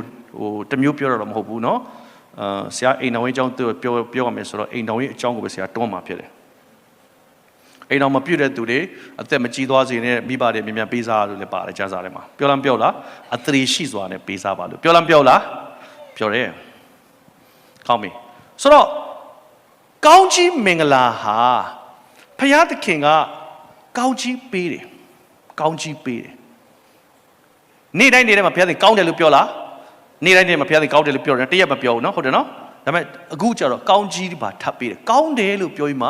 ကောင်းကြီးပေးတယ်ဘုရားကဘာလို့ဆိုသူ့ရဲ့အုံနောက်ထဲမှာရှိတဲ့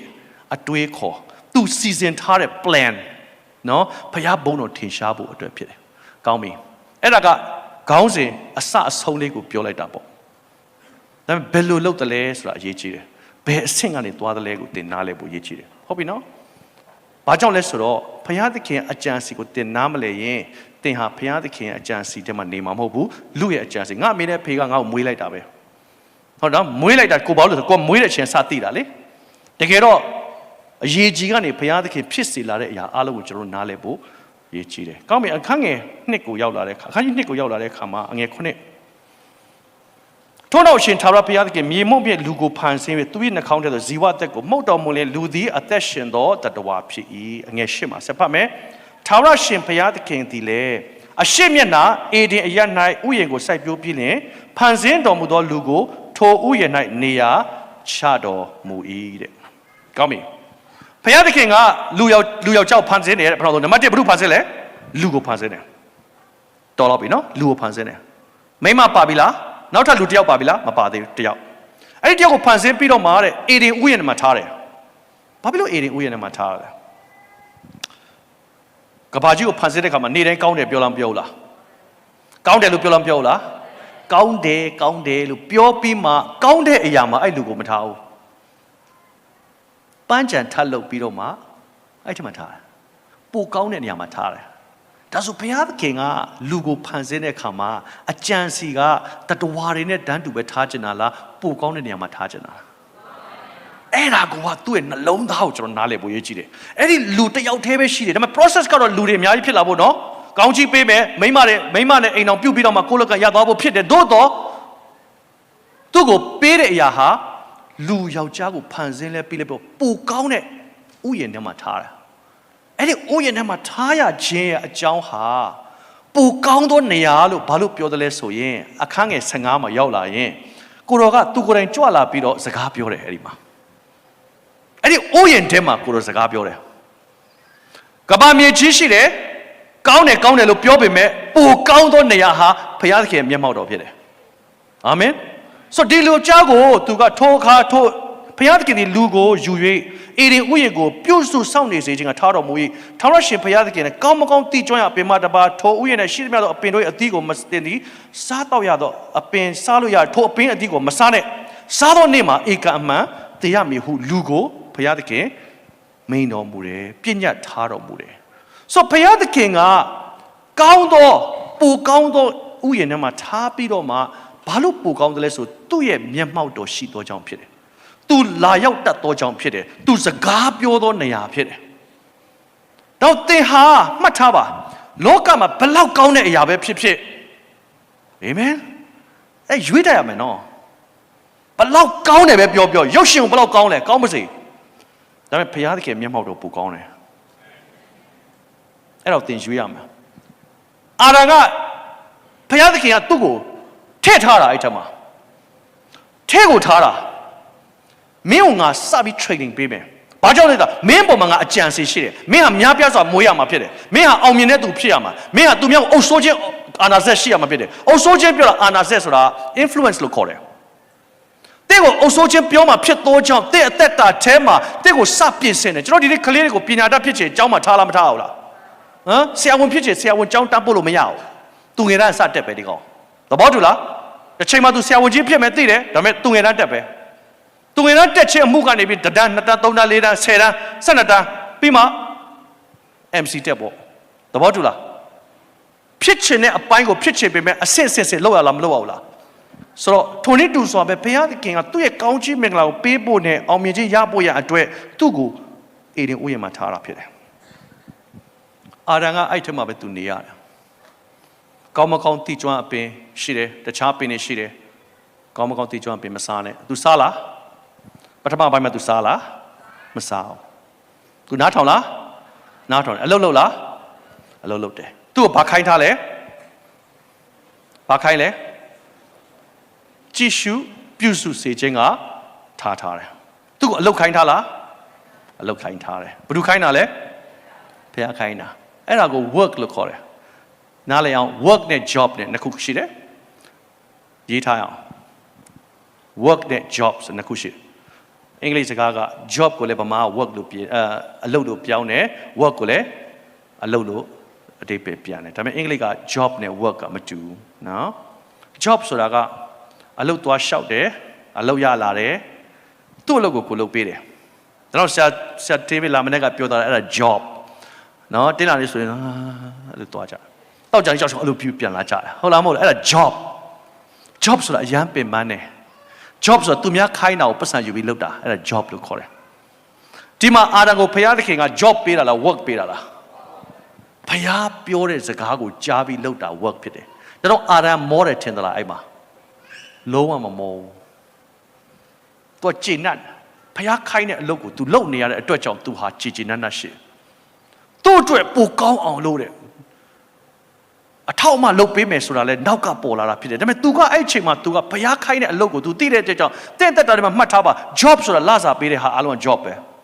တဲ့ကိုဘုရားသခင်ကဘာကြောင့်လူဖြစ်တာလဲယောက်ျားဖြစ်ရခြင်းမိန်းမဖြစ်ရခြင်းတင်ဟာမြန်မာပြည်ထဲမှာမန္တလေးမှာမေမြို့မှာရန်ကုန်မှာမြစ်ကြီးနားမှာမောကုတ်မှာဟုတ်လားတောင်ကြီးမှာတဝယ်မှာကယားမှာရန်ကုန်မှာကြိုက်တဲ့နေရာနေထိုင်းနိုင်ငံမှာကြိုက်တဲ့နေရာနေဘုရားသခင်ကဘာဖြစ်လို့ငါ့ကိုဒီနေရာမှာထားရတာလဲငါက job ကိုလုပ်နေတာလား work ကိုလုပ်နေတာလားစစ်ဆေးဖို့အရေးကြီးတယ်ဘုရားခိုင်းတဲ့အရာကိုလုပ်နေတာလားထမင်းစားဖို့လုပ်နေတာလားဒီနေ့ထမင်းစားတဲ့အလုပ်ကိုလုပ်ရမလားလုပ်ပါမရက်ခိုင်းပါဘူးလုပ်ရင်းနဲ့သင်မေးသွားရလိမ့်မယ်ဒါတစ်သက်လုံးထမင်းစားမဲ့အလုပ်လုပ်ပြီးတော့တည်သွားဖို့တော့မဟုတ်ဘူးဘုရားမေးဖို့အရေးကြီးလားမကြည့်လားကိုတော့ကျွန်တော်အတွက်ဘဝမှာဘာကြောင့်ကိုတော့ဘာအကြံစီရှိသလဲ why I'm here on the earth ကျွန်တော်ဘာကြောင့်လောကထဲမှာအသက်ရှင်နေတာလဲမေးဖို့အရေးကြီးတယ်အဲ့ဒါကိုသင်မေးတတ်ပြီဆိုရင်သင်ကိုဘုရားထားတဲ့နေရာမှာသင်နေတတ်သွားမှာဖြစ်တယ်ဆရာဦးတမောင်ထုံးက84ခုနှစ်မှာအင်္ဂလန်ကိုခေါ်တယ်ဆရာတို့မော်နမအဲ့တော့6ယောက်9ယောက်8ယောက်နောက်ဆုံး1ယောက်မမွေးသေးဘူး Tracy မမွေးသေးဘူးအင်္ဂလန်လာခဲ့ပါဟိုမှာအလုပ်ဆက်ပေးမယ်ရန်ကုန်မှာ तू ကအလုပ်ထွက်တယ်မလုပ်ပါနဲ့မထွက်ပါနဲ့ဟိုမှာလာခဲ့အမေဒီမှာမကြိုက်လို့လာခဲ့ဆိုတော့အရန်ပျော်တာပေါ့အင်္ဂလန်သွားမယ်ဆိုတော့84ဆိုတော့သိတယ်မလားဆရာတို့လည်းပညာရေးတွေပါအစအကုန်လုံးကောင်းမယ်လို့တွေးတော့ဗောနော်မိခင်ကတော့ဘာမှပြောဘုရားခင်ဒါပေမဲ့အဖေကအဲ့အချိန်မှာ तू အမှုတော်တဲ့ဝင်ဖို့အတွက် तू ကရေးလဲကြီးကျယ်ဆူတောင်းနေတဲ့ချိန်လေဘုရားခင်စကားပြောတယ်အလုပ်ထွက်ပြီးတော့မှတခါတည်းအမှုတော်တဲ့ဝင်ချသွားဆရာတို့တော့ပွားတာဗောငါတို့တွေ socialist ခေတ်မှာနိုင်ငံသားသွားဆိုမရှိဘူးလေ socialist ခေတ်မှာသွားမယ်သိပျော်တာဗောနော်တွန်းနေမယ်တစ်လုံးနေပြစ်မယ်အင်္ဂလန်မှာဘဝမှာမနေဘူးကွာဒါဆရာဖေမဟုတ်ဘူးဘုရားခိုင်းတဲ့နေရာပမာပြီးမှာပဲဘာမှသူနေတယ်ဒီနေ့ကျဆရာစဉ်းစားတာလေကျေးဇူးတော်တင်တယ်ကျေးဇူးရမ်းတင်တယ်ဆရာတို့ကအင်္ဂလန်ရောက်သွားလို့ရှိရင်ဒီအချိန်မှာဆရာဘယ်လောက်ပျက်စီးနေမလဲဆိုပြောလို့ရမှာကြမှာမောင်နှမ၈ယောက်ဆိုလို့အကုန်ပျက်စီးနေမယ်လို့ထင်တာပဲဘာကြောင့်လဲဆိုတော့အဲ့ခေတ်တုန်းကသွားတဲ့လူတွေအကုန်လုံးကသဘောပေါက်နော်အတွေးခေါ်အစ်စ်တွေနဲ့ကိုလိုကန့်လာဖြစ်ပြီးတယောက်မှဘုရားသခင်နဲ့ပြန်ရက်တယ်လို့မရှိဘူးဟုတ်လားမဟုတ်လားဘယ်အိမ်တော်မဆိုသူတို့ရဲ့နိုင်ငံရဲ့အတွေးခေါ်တဲ့အခလေးတွေအကုန်ရောက်သွားအခုလေဒိမတ်အခလေးဆိုဒုက္ခရောက်နေပြီလေ refugee တွေသွားတော့ပျော်လိုက်တာအမလေးဟိုမှာဘာဖြစ်နေညာဖြစ်ကြီးကျယ်ပျော်ကြပြီမဲ့ခလေးတွေမှာဒုက္ခရောက်လာပြီစဉ်းစားကြည့်ဒါပေမဲ့ဆရာဖေဘုရားသခင်ထားတဲ့နေရာမှာထားတော့လေဘဝမှာပဲနေတယ်ကြီးမားစွာမြန်မာပြည်ကောင်းကြီးပေးခွင့်ရတယ်အသင်းတော်တွေနဲ့တော့ကောင်းလူတွေသားပြီးတော့မှ ကဘာမှာရှိတဲ့မြန်မာပြည်သားတွေတော့၎င်းနိုင်ငံခြားသားတွေတော်များများကဘာကိုလည်းပတ်တလားမပြောနဲ့သူခေတ်ကသူအရန်ပတ်ခဲ့တဲ့တဲမှာသူလည်းနားတော့မနားရဘူးသူလည်းလျှောက်သွားတဲ့ထဲမှာပါတာဒီနေ့များဆိုတော့ဆရာစံတိုးတို့ဘာလို့တော့ရေလေဆွဲတာပေါ့နော်ဒါဟိုးတော့ဆိုလို့ရှိရင်လည်းအများကြီးသွားခွင့်ရအဖေကဖះထားတဲ့နေရာမှာသူနေတတ်တယ်ဖះခိုင်းတဲ့အလုပ်ကိုသူလုပ်တတ်တယ်အာမင်တော့တဲ့တက်တာမှာ job ရှိတယ်ဆရာစီးပွားရေးသမားလုပ်ချင်တာစီးပွားရေးလုပ်ချင်တယ်အဲ့ဒါဆရာ job အလုပ်သွားရှောက်တယ်ဘာညာလုပ်တယ်ဒါပေမဲ့စီးပွားရေးပဲလုပ်ချင်တယ်ဖះခိုင်းတဲ့အလုပ်လုပ်တာတိလဲတိသွားဖះခိုင်းတဲ့အလုပ်မှာလုပ်တဲ့ခါကျတော့ဘုရားသခင်ကသူ့ရဲ့ work ကိုဆရာတိသွားတဲ့ခါမှာဆရာအဲ့တော့ကျူးလုပ်လိုက်တာကိုယ်ရက်တည်လိုက်စီးတဲ့ဝင်လိုက်ဘုရားစီးတဲ့ဝင်လိုက်တော့အာမခံချက်ဖြစ်သွားတယ်အာမင်ဒီနေ့မှတ်ထားပါတင့်ကိုဘုရားသခင်ကလေအေဒင်ဥယျာဉ်မှာထားတဲ့ဘုရားဖြစ်တယ်မပြေးနဲ့အာရကပြေးလို့မရဘူးသင်ကပြေးလို့ရတယ်အဲ့ဒါ democracy ပဲခရစ်တော်ကာလမှာပြေးလို့ရတယ်ဒါပေမဲ့ကိုယ့်ကိုယ်ရွေးပြီးတော့သင်ကအိမ်တော်မကြသေးဘူးယောက်ျားလေးဖြစ်ရင်မှတ်ထားအိမ်တော်မကြသေးဘူးမိန်းကလေးဖြစ်ရင်သင်ရဲ့ဘဝအောင်မြင်ရေးအတွက်ဘယ်မှာထားလဲဆိုအေဒင်ဥယျာဉ်ထဲမှာထားရတယ်အိမ်တော်မကြသေးတဲ့သူတွေမှတ်ထားဘုရားသခင်မျက်မှောက်တော်ထဲမှာအရင်နေရတယ်သင်ရဲ့အောင်မြင်ခြင်းရဲ့အနောက်မှာအသီးပွင့်အကုန်ရဖို့ရတဲ့သင်ရဲ့ဘဝကိုဘယ်ရစဆိုအေဒင်ဥယျာဉ်မှာစရမှာဖြစ်တယ်ဘုရားသခင်အကြံစီအကြီးမားတဲ့အကြံစီအောင်မြင်ခြင်း၃ခုတဲ့ကောင်းချီးပေးမယ်ဆိုတဲ့အကြံစီကိုရဖို့ရတဲ့သူတို့အေဒင်ဥယျာဉ်မှာထားတယ်အာဒံကိုထားတယ်မိမမပေးစားဘူးပွားများခြင်းကိုမလုပ်သေးဘူးဘာမှမလုပ်သေးဘူးဘာလို့လဲသူ့ရဲ့ DNA လို့ခေါ်တဲ့အထဲထဲမှာရှိတဲ့ DNA ကိုဘုရားနဲ့နေတတ်တဲ့အသက်တာကိုအရင်ပေးတာဖြစ်တယ်။ဒါတော့လူပြိုတွေအပြိုတွေသင်အိမ်အောင်ကြဖို့အရင်မစင်စားနဲ့။အာမင်။အိမ်အောင်ကြခြင်းဆိုတာအချိန်တိုင်းဘုရားသခင်လှုပ်လာမှာဖြစ်တယ်။ဘယ်ကစစင်စားမလဲ။အေဒင်ဥယျာဉ်မှာနေတဲ့အကျင့်နဲ့စမှာဖြစ်တယ်။အဲ့ဒီအေဒင်ဥယျာဉ်မှာနေတဲ့အသက်တာဟာဘုရားသခင်တင့်ကိုစကားပြောလိမ့်မယ်။ဘာစကားပြောမလဲတဲ့မင်းကငါလောကမှာဘာလို့ထားလဲဆိုတာအရင်ပြောမယ်ဘုရားဖြစ်တယ်မင်းကငါဘာကြောက်ဒီမှာထားတယ်လဲဆိုတာမင်းကငါခိုင်းမယ်အာမင်တဲ့တက်တာအတွက်အကောင်းဆုံးရာကိုငါပြောမယ်တဲ့တက်တော့ငါအကောင်းဆုံးရာကိုငါပေးမယ်မင်းကငါပြင်ဆင်ပေးမှဘုရားဖြစ်တယ်မင်းတို့ငါကောင်းချီးမင်းလို့တထွေးချန်ထားတယ်ဒါပေမဲ့မင်းအဲ့ထက်မှအရင်နေအာမင်တဲ့တက်တာတွေမှာမှတ်ထားပါဘုရားသခင်နဲ့စသွားတတ်တဲ့လူဟာလေဘယ်တော့မှမျက်နှာမပြတ်ဘူးမှတ်ထားဖို့ရည်ကြည်ရီးစားအရင်မရှာနဲ့အာမင်ဘာရင်ရှာမလဲဘုရားမျက်မှောက်တော်ရင်ရှာပါအဲ့ဒီအရာကိုရအောင်ယူသွားသင်အိမ်တော်ပြုတာမပြုတာတွေထားအိမ်တော်ရှိပြီးသားမရှိပြီးသားထားဒီကနေ့အိမ်တော်ရှိပြီဆိုရင်သင်ဟာမျက်မှောက်တော်ပြန်ဝင်တတ်ဖို့ရည်ကြည်တယ်မျက်မှောက်တော်လို့ပြောတဲ့ခါမှာတော့အားလုံးကြိုက်တယ်မျက်မှောက်တော်ဘာလဲမျက်မှောက်တော်ဆိုဘုရားသခင်နဲ့နှစ်ယောက်တည်းစကားပြောတဲ့အချိန်ကိုပြောတာဖြစ်တယ်ဟုတ်ပြီနော်ဘုရားသခင်ရဲ့မျက်မှောက်တော်ဆိုတာကိုယ်နဲ့အချိန်ယူတဲ့အချိန်ဖြစ်တယ်ဒီမှာဆရာပြောပြမယ်တုတ်တန်ချမ်းမှာကြည့်တုတ်တန်ချမ်းအခိုင်း1တုတ်တန်ချမ်းခိုင်း1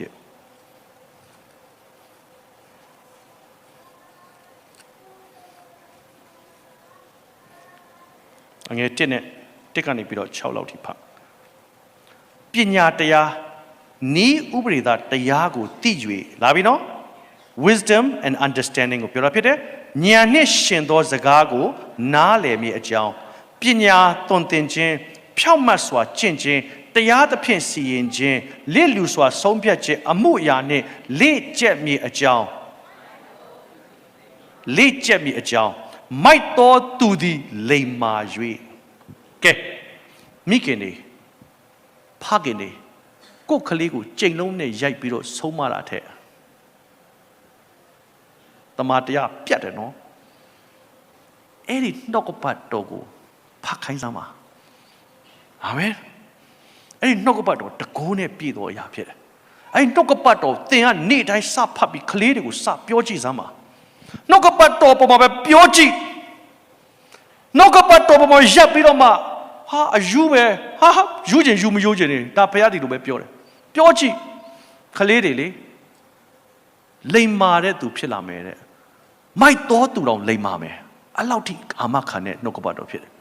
မိုက်တော်သူသည်လိမ္မာပြီလူပြိုသည်ပညာတတိနဲ့ပြည့်စုံမြင့်အကြောင်းဘာလဲလူပြိုအပြို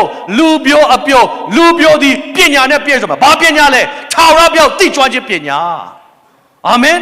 ထောင်တော်ဖျောက်တိကျွမ်းခြင်းပညာဆိုတဲ့တက်တာမှာကောင်းချီးမင်္ဂလာနဲ့သွားမလားမသွားဘူးလားသင်တီဆောက်တဲ့အိမ်တော်ကကောင်းမလားမကောင်းဘူးလား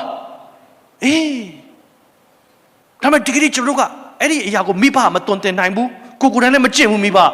ငွေရှာတယ်ငွေပေးတယ်ဟုတ်လားမဟုတ်လားငွေပေးတယ်ကျူရှင်ဘုရားကြောင့်မသွားနဲ့ဘုရားကြောင့်တစ်လုံးသွားလာတာကျူရှင်သွားမိဘတွေကိုယ်တိုင်ကိုကလွဲတယ်ဘာလို့လဲသူတို့ကအေဒင်ဥယျာဉ်မှာနေခဲ့တာမှမဟုတ်ပဲခရိယန်တော့ခရိယန်ပဲသူတို့မနေခဲ့တော့ဆန်ဒေးလာတဲ့ခါမှာဟာလေလုယာအော်ရာလောက်ပဲရပ်သွားတယ်ဆန်ဒေးလာတဲ့ခါမှာပျော်တယ်မျက်မှောက်တော်ကြိုက်တယ်ကိုးကွယ်တာကြိုက်တယ်မျက်ရည်ပဲကြားတယ်ဒါပေမဲ့နှလုံးသားထဲမှာတမန်တရားမရသွားဘူးဘာရသွားလဲစိတ်လှုပ်ရှားခြင်းနဲ့လွတ်ချင်းတစ်ခုတော့ရသွားပေမဲ့တိဆောက်ခြင်းမရသွားဘူးပြန်ပြောမယ်နော် delivered yes မှန်တယ်တင်ဟာလွတ်မြောက်တော်သူခံစားပေမဲ့မနေ့ပြန်တင်ရက်တီဖို့ကြောင့်နှုတ်ကပတော့မရှိသေးဘာလို့အရေးကြီးလားမကြည့်ဘူးလားဒီနေ့ဆရာဒေးဗစ်လာစီမှာလာတဲ့ညီကိုမောင်မတွေအားလုံးလွတ်ချင်းအရန်ခံစားရတယ်ကျွန်တော်သိထားမိတယ်အသက်တာတွေမှာချီနှောင်ခြင်းခံရတဲ့အသက်တာတွေဘလို့ဖြစ်နေတဲ့လူငယ်လေးတွေလူကြီးတွေသူ့ရဲ့ဘုရားသခင်မြတ်တော်ခံစားသွားလွတ်ချင်းကောင်းခံစားသွားတယ်ဒါပေမဲ့ဆရာဒေးဗစ်ဘာလုပ်လဲသိလားချက်ချင်းနောက်ကလိုက်ပြီး follow up လုပ်ရတာဒါတော့အပတ်စဉ်ကျန်တာတင်တာတွေသူ့အိမ်မှာနေ့တိုင်းတင်တာအကုန်လုံးအိမ်မှာခေါ်ပြီးတင်ထားတာကလေးလေးတွေအများကြီးပဲညတကောင်ထတင်မနေ့တကောင်ထတင်ဘာလို့တင်လဲတကယ်ရက်တရားမှာနှုတ်ကပတ်တော်ဖြစ်တယ်တကယ်ရက်တရားမှာအရာကနှုတ်ကပတ်တော်ဖြစ် delivered တဲ့ကိုဘုရားသခင်လွတ်ချင်းပေးပြီးမှတ်ထားနှုတ်ကပတ်တော်ပြန်ရမှာဖြစ်တယ်နှုတ်ကပတ်တော်ဆိုတာဘာလဲဘုရားသခင်မျက်မှောက်တော်တည်ဟူသောဘုရားစကားကိုကြားအောင်လုပ်တာဖြစ်တယ်ဒါကြောင့်မို့အာရန်ကိုမပွားခိုင်းဘူးမင်းအလုံးလုံးမင်းငါစကားနားထောင်ပြီးတော့ဘာပြောလဲကောင်းမကောင်းတိကျွမ်းရအပင်မတပါအခြားသောအပင်တွေကိုစားထို့အပင်ကိုကမစားနဲ့စားတဲ့နေ့မှာသိမယ်ဘာပေးတာလဲပညာပေးတယ်ပေးလားမပေးဘူးလားပေးတယ်အာရန်ကိုဘုရားသခင်ပညာပေးလားမပေးဘူးလားပေးတယ်ဘာလို့ပေးတာလဲရွေးချယ်ပိုင်ကွင်းတို့အမျိုးမျိုးဖွင့်ကြပါထားလိုက်တော့ဆက်ပြောမယ်ဘုရားသခင်ရှေ့မှာဘာတွေဖန်ဆင်းအာရန်မဖန်ဆင်းကမှာဘာတွေဖန်ဆင်းကောင်းတဲ့ဘာတွေဖန်ဆင်းတယ်ဝိညာဏလောကတွေဟုတ်လားမဟုတ်လား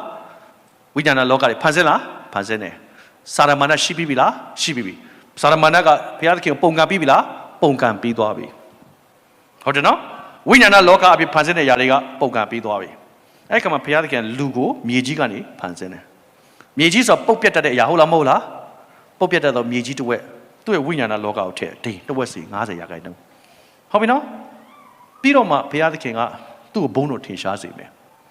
ဟုတ်လားဘုန်းတော်ထင်ရှားစေမယ်ကောင်းပြီအဲ့တော့ဘုရားသူ့ကိုပြောတယ်အဲ့ဒီအချိန်မှာသေခြင်းဆိုတဲ့စကားလုံးဟာရှိလားကဲမိမရှိလားအဲ့ကာလမိမမရှိသေချာနော်မိမမရှိသေးဘူးဘယ်သူမှမတွေ့ဘူးမိမမဖန်ဆင်းသေးဘူးအဲ့တော့သေခြင်းဆိုတော့ရှိလားမရှိဘူးအဲ့တော့အာရန်ကိုပြောတဲ့အချိန်မှာအာရန်ကသေတယ်ဆိုတဲ့အကြောင်းသူနားလည်လားသေခြင်းရှိလားသေခြင်းဆိုတဲ့စကားကိုကြားပြီလားကြားတယ်ဧကအမှန်သေမယ်ကြားလားကြားသေပြီလားသေတော့တွေ့ဘူးလားသေခြင်းဆိုတဲ့စကားလုံးရှိလားမရှိခဲ့ဘူးစကားလုံးစပြောတဲ့အချိန်မှာစရှိတာဖြစ်တယ်သဘောတူလားဘုရားသခင်ကသေခြင်းဆိုတဲ့စကားလုံးကိုစလဲပြောရောအဲ့စကားလုံးကတည်သွားတယ်အရင်တော့မရှိဘူးတည်သွားတယ်အဲ့ဒီအရာကိုစာတန်ကကြားသွားတယ်ငါကတော့သေခြင်းဆိုမရှိဘူးဒါဘုရားကပြောတယ်မင်းမစားနဲ့စားတဲ့နေ့မှာသေမယ်ပညာစာပေးတယ်ပညာပေးတယ်ဘုရားသခင်ကတင့်ကိုသေစေခြင်းနဲ့ဘုရားမဟုတ်ဘူးပြန်ပြောနားထောင်သေစေခြင်းနဲ့ဘုရားမဟုတ်ဘူးလုံးဝသေစေခြင်းနဲ့ဘုရားမဟုတ်ဘူးဒါပေမဲ့အဲ့ဒီသေစေခြင်းတဲ့အရာကိုသွားပြီး activate မလုပ်နဲ့ activate ဆိုတာသွားပြီးတော့မနှိုးဆော်လိုက်နဲ့ကဲအရက်မတော့ဘူးတဲ့လူရှိလက်ထောင်ကြည့်အောင်ရပါရှက်မရှက်ဆံမလို့ပါဘူးနော်မတော့ဘူးပါဘူးတခါမတော့ဘူးဆိုတဲ့တော့ကောင်းပြီဟိုနည်းနည်းမြင့်ထောင်ပေးပါအောင် sorry ကျွန်တော်သိချာဟုတ်ကဲ့ကျေးဇူးတင်တယ်အဲ့တော့သမီးအရက်မတော့ဘူးတကယ်မတော့ဘူးနော်အရသာခံစားဘူးလားမခံစားဘူးဒါဆိုအရက်ဆွဲမလားမဆွဲဘူးအရက်ကိုတန်းတမလားမတန်းတဘာဖြစ်လို့လဲသူအရက်မတော့ဘူးတော့ဘောလားအရက်တော့ဖူးသွားတဲ့သူက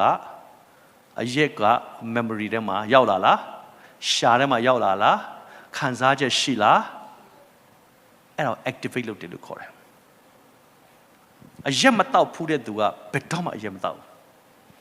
ဒါပေမဲ့ငငယ်ရွယ်မှာစမ်းပြီးတော့တောက်ကြည့်မယ်ဆိုတဲ့ကောင်တောက်ကြည့်လိုက်တဲ့အခါမှာအဲ့ဒီအရက်တောက်ခြင်းကသူ့ကို activate သူ့ကိုဘဝကိုဆွဲတင်သွားတာဖြစ်တယ်ဒါတော့ဘုရားသခင်ကတဲ့ အသက်တာထဲမှာကောင်းမကောင်းသိကျွမ်းရအပင်ကမစားနဲ့စိုက်မသိမယ်လို့ပြောလိုက်ခြင်းအမှုဟာတဲ့အသက်တာထဲမှာဘုရားသခင်မသိစေခြင်းနာမလုပ်စေခြင်းနာအဲ့ဒီဟာကိုသွားမထိနဲ့မင်းမေ့ထားလိုက်မင်းနဲ့မဆိုင်ဘူးဆိုတော့မင်းက okay ကျွန်တော်နဲ့မဆိုင်ဘူးလို့ဆုံးဖြတ်လိုက်အဲ့ဒီတည်ခြင်းတော့လာမှာမဟုတ်ဘူးနားလည်နော်ပြည့်ညက်ဘာလို့ပေးလဲဘုရားသခင်ချစ်လို့ပေးတာတယ်လီဖုန်းဝယ်တယ်လောက်ခွင့်ရှိတဲ့အရာတွေအများကြီးရှိပြန်မလောက်ခွင့်ရှိတဲ့အရာရှိလားမရှိဘူးလားစာလေးပဲရေးတယ်နော်စက်ကူလေးတိတ်တိတ်လေးပါလာတယ်မဟုတ်လားတယ်လီဖုန်းဝယ်လို့ရှိရင်လေမိပူထဲမှာမထားနေပူထဲမှာမထားနဲ့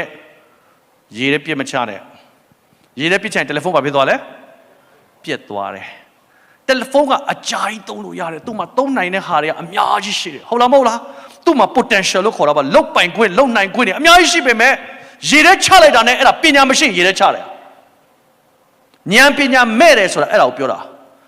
ရေထဲမချနဲ့ရေးထားပြီးသားချစ်လို့ရေးတာလားမချစ်လို့ရေးတာလားအဲ့ဒါဆိုရင်တတိပေးတယ်ဆိုတော့ချစ်လို့ရေးတာလားရှေ့မှာကြောက်ရှိတယ်ရှေ့မှာအကွေ့ကြောက်လည်းရှိတယ်တတိထားအရှိန်လျှော့နော်မြဝတီကဖမ်းဆင်းလာတဲ့ကားတွေနေ့တိုင်းမှောက်တယ်ဆရာလည်းကြံခဲ့တဲ့နှစ်ပတ်ကဖမ်းသွားတယ်ဆရာသွားတဲ့နေ့ကလည်းမှောက်တယ်ထရက်ကားကြီး2စီးအောင်မှောက်တာအဲဆရာလည်းစဉ်းစားနေ့တိုင်းကိုမှောက်နေတာကိုလေအဲကားသမားတွေကလည်းခက်ကြမ်းကြမ်းမောင်းတုံးပဲဂျေးစပွန်လုပ်နေကြတာဘာလို့မှောက်လဲကတ္တရာကနေပူတယ်မိုးရွာတော့စီပြန်တယ်အဆင်းမှာကီလို60 80 80နဲ့မောင်းတော့ truck ကားကြီးတွေ weight ကအပြည့်ကြောက်ထက်ဆင်းတာပေါ့အဲ့တော့ understanding နားလည်ပြီနော် understanding accident ဆိုတာမတော်တဆဖြစ်တာဖြစ်နိုင်တယ်ဒါပေမဲ့သူတို့ရဲ့ပေါ့ရော့မှုကြောင့်ပိုဖြစ်တယ်လို့ဆရာတွေးမိတယ်ဆရာဘက်ကစဉ်းစားတယ်အစိုးရဘက်ကလည်းအားနေတာလည်းပါတာပေါ့နော်သူတို့အနီရောင် rubber တွေခင်းပေးလို့ရှိရင်တက်တာတယ်သူဒီမှာဆိုသိတယ်မှာယူရီးယားနိုင်ငံမှာဆိုရင်အခွေးတွေမှာဆိုအနီရောင်နဲ့ rubber ထပ်ပြီးတော့သူဆေးမှုတ်ပေးတယ်ကားကြမ်းကြမ်းလေးဖြစ်သွားအောင်လမ်းကျန်းအောင်လုပ်တာရှိတယ်ဒီမှာပြီးမှအဲ့ဒါမရောက်လာသေးဘူး understanding တော့တစ်ကိုဘုရားသခင်ကကောင်းမကောင်းသိကျွမ်းရအပင်ကိုမစားနဲ့လို့ပြောလာဟာပညာမဟုတ်ဘူးတင့်ကိုသိစေတာဖြစ်တယ်တယ်လီဖုန်းတစ်လုံးသူ့ရဲ့အခြေအနေအရန်ကောင်းရမပြတ်သွားရလေအောင်ပြောတဲ့စကားလုံးအတိုင်းပဲအဲ့ဒါကိုကိုကမယုံဘူးရေထဲချလိုက်ရင်ပြတ်သွားတယ်ယေရှုခရစ်ယာန်မဖြစ်ဘူးပြတ်တယ်ဒီကောင်သူပြတ်တယ်ဆိုတာဘာလဲသူ့နောက်မှာရှိတဲ့အကြံစီအားလုံးလုပ်လို့မရတော့တယ်လီဖုန်းရဲ့3ပိုင်ခွဲတစ်ခုမှလုပ်လို့မရတော့မလေးရှားသွားတော့ဆရာတစ်ပါးမတော်ဆက်ရေထဲကျသွားတယ်သူ့တယ်လီဖုန်း iPhone အကုန်လုပ်လို့ရတယ်Wi-Fi သုံးလို့ရတယ်အကုန်သုံးလို့ရတယ်တယ်လီဖုန်းခေါ်လို့မရတော့တစ်ခုတည်းပြတ်သွားတယ်လီဖုန်းမဲ့ခေါ်လို့မရတယ်လီဖုန်းကတယ်လီဖုန်းခေါ်လို့မရတော့အော်ဆရာကြီးမနေ့ကဆရာတို့ရန်ဘကောက်ကားငှားလာတယ်ကား20နဲ့အဲ့လားရှူရှူပဲပေါက်ပါတဲ့အေးတော့မပါပါနဲ့တဲ့အိမ်သားနန်လွန်းလို့တဲ့ဆိုအိမ်သားလည်းထည့်ထားသေးတယ်အေးလည်းမပါရဘူးပေါ့ဘတော်ဆက်ပါကျင်နေဆိုရင်ပြောတာလေတပွားဝန်းသွားတယ်အဲ့မှာဆရာတပါးလည်းဝန်းရှော့လာဘာလားမသိဝင်ဆွဲထည့်လိုက်တာကားတစ်စီးလုံးအစင်မပြေဘူးတဲ့ဆိုတော့သူကဆရာကိုအပြစ်တင်ကြတယ်ဝိုင်းပြီးတော့ဆရာလည်းဘာလို့သွားတာလဲပညာပေါ့ဆရာစဉ်းစားတယ်အိမ်သားကြီးထည့်ပြီးတော့မှအိမ်သားမသွားရအောင်ဆိုတော့ဒါကတမျိုးကြီးပဲလို့နော်အိမ်သားမထည့်နဲ့ပေါ့ဘာလို့အိမ်သားထည့်မလဲအိမ်သားမပါတဲ့ကားပြီးရောပေါ့မဟုတ်လားသဘောကအပေါ့သွားတယ်လေအပေါ့လည်းနန်တယ်ကားကတော်တော်လေးတော့ဟိုပြောရင်7 နာရီစီးလာတော့ဒေါ်ကလည်းတနေ့ပွားလည်းပါတာပေါ့လေအဲ့ကျမှအနံ့နဲ့တက်လာတော့ပိုဆိုးတာပေါ့နော်ဒီနေ့ဘုရားရှင်ကတင့်ကိုဖြစ်စေတဲ့အခါမှာမဖြစ်စီရလေအောင်မပြက်စီရလေအောင်အမြဲတမ်းပြောတဲ့ဘုရားဖြစ်တယ်။တော့တင့်ကိုအမြဲတမ်းကောင်းချီးပေးခြင်းလို့တင့်နှလုံးသားကိုသိလို့ပြောတဲ့ဘုရားဖြစ်တယ်။အဲ့ဒါကိုကမသိတဲ့ခါမှာကိုကပြညတ်ထဲမှာရောက်တယ်လို့သတ်မှတ်။တော့အာဒံကိုဘုရားသခင်ကနံပါတ်1ဘယ်မှာထားလဲ။အေဒီဥယျာဉ်မှာထားတယ်။ဘုရားသခင်မျက်မှောက်တော်မှာထားတယ်။နံပါတ်2ဘာလုပ်လဲ။ work ဆိုတဲ့အလုပ်ကိုပေးတယ်။နံပါတ်3ဘာလုပ်ပေးလဲ။ပြညတ်ကိုပေးတယ်။အဲ့ဒီပြညတ်ကိုပေးရခြင်းကချစ်လို့ပေးတာဖြစ်တယ်။ work ကိုပေးရခြင်းကချစ်လို့ပေးတာဖြစ်တယ်။တင့်သက်တာထဲမှာမှတ်ထားပါ။ဘုရားသခင်မျက်မှောက်တော်မှာတင်နေရင်တဲ့အိမ်တော်ရေးအတွက်အရေးကြီးဆုံးကသင်မျက်မှောက်တော်မှာနေတာဖြစ်တယ်။ဘုရားစကားမှာယက်တာဖြစ်တယ်။အဲ့ဒီခါမှာဘုရားသခင်ဘာပြောလဲဆိုတာသင်နေတိုင်းကြားမှာဖြစ်တယ်။ဘုရားသခင်ပြောတဲ့အပေါ်မှာသင်ယက်သွားစမ်းပါ။ နော် job ကိုထွက်ရမယ်ဆိုလဲထွက်လိုက်ပါဘုရားသခင်အလုပ်ကိုပေးမှာဖြစ်တယ်အာမင်ဒါပေမဲ့စကားမပြောခင်မှာ job ကနေမထွက်နိုင်လို့လဲဆရာပြောချင်တယ်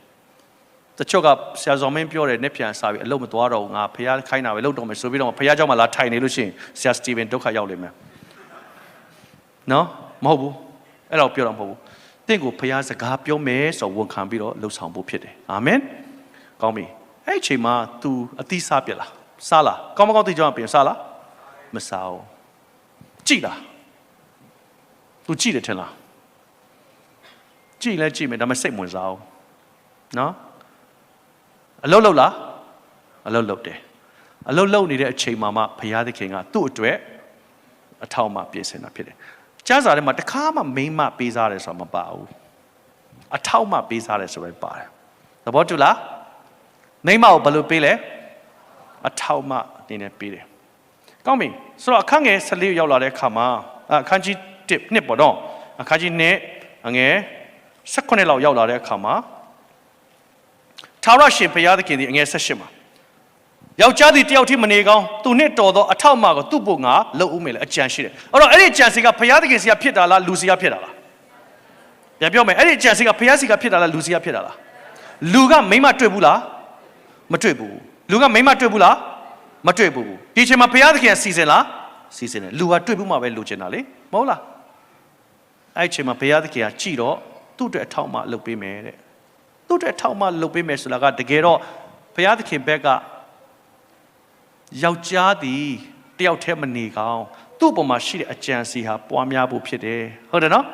သူဟာအောင်တော်သူဖြစ်ရမယ်သူဟာ influence နဲ့အုပ်စိုးခြင်းပိုင်တဲ့သူဖြစ်ရမယ်လို့ဆုံးဖြတ်တဲ့အခါမှာသူ့အတွက်အထောက်အမပြင်ဆင်မှဖြစ်မယ်အထောက်အမလို့ပြောလာတဲ့အခါမှာပိုကောင်းအောင်လုပ်တော့အထောက်အမကိုပြောတာဖြစ်တယ်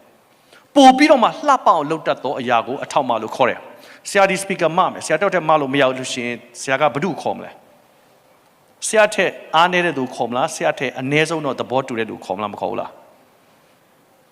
သဘောရနော်ဆရာဒီ speaker ဆရာတဲ့တယောက်ထက်မလို့မနိုင်လို့ရှိရင်ဆရာနဲ့အနည်းဆုံးတော့အားချင်းတူတဲ့သူခေါ်မယ်အားပိုများသောသူခေါ်ခြင်းခေါ်မယ်အများဖြင့်အထောက်အမတွေကကိုယ့်ထက်ပိုပြီးတော့မှအားပိုကြီးတယ်တမရတွေကညံရှိဆုံးလို့ထင်လားနိုင်ငံတမရတွေနိုင်ငံအုပ်ချုပ်တဲ့သူတွေကကုမ္ပဏီပိုင်ရှင်တွေကအရန်တော်တဲ့လူတွေလားမဟုတ်ဘူးသူတို့ပတ်စံပဲရှိတာသူတို့တော်တဲ့လူတွေကိုမန်နေဂျာခန့်ထားတယ်ဟုတ်လားမဟုတ်လားတော်တဲ့လူကိုခေါ်ပြီးပတ်စံပေးပြီးအဲ့မှာမန်နေဂျာခန့်တော်တဲ့လူတွေတိတ်တော်တဲ့လူတော့မလို့သမရအိုဘားမားဗမာပြည်လာတယ်မလားပထမဆုံးချိန်လာတော့အမလီဗမာပြည်အကြောင်းပြောတာဆရာတော်လန့်တော့ဟာဒီကောင်တင်သိပါလားလို့ဘယ်ဟုတ်မလဲလမ်းတလန်းလုံးသူ့ဗမာပြည်အကြောင်းလေ့လာထားတဲ့အဖွဲ့ကကောင်းကောင်းသူ့တင်ပေးတာလေ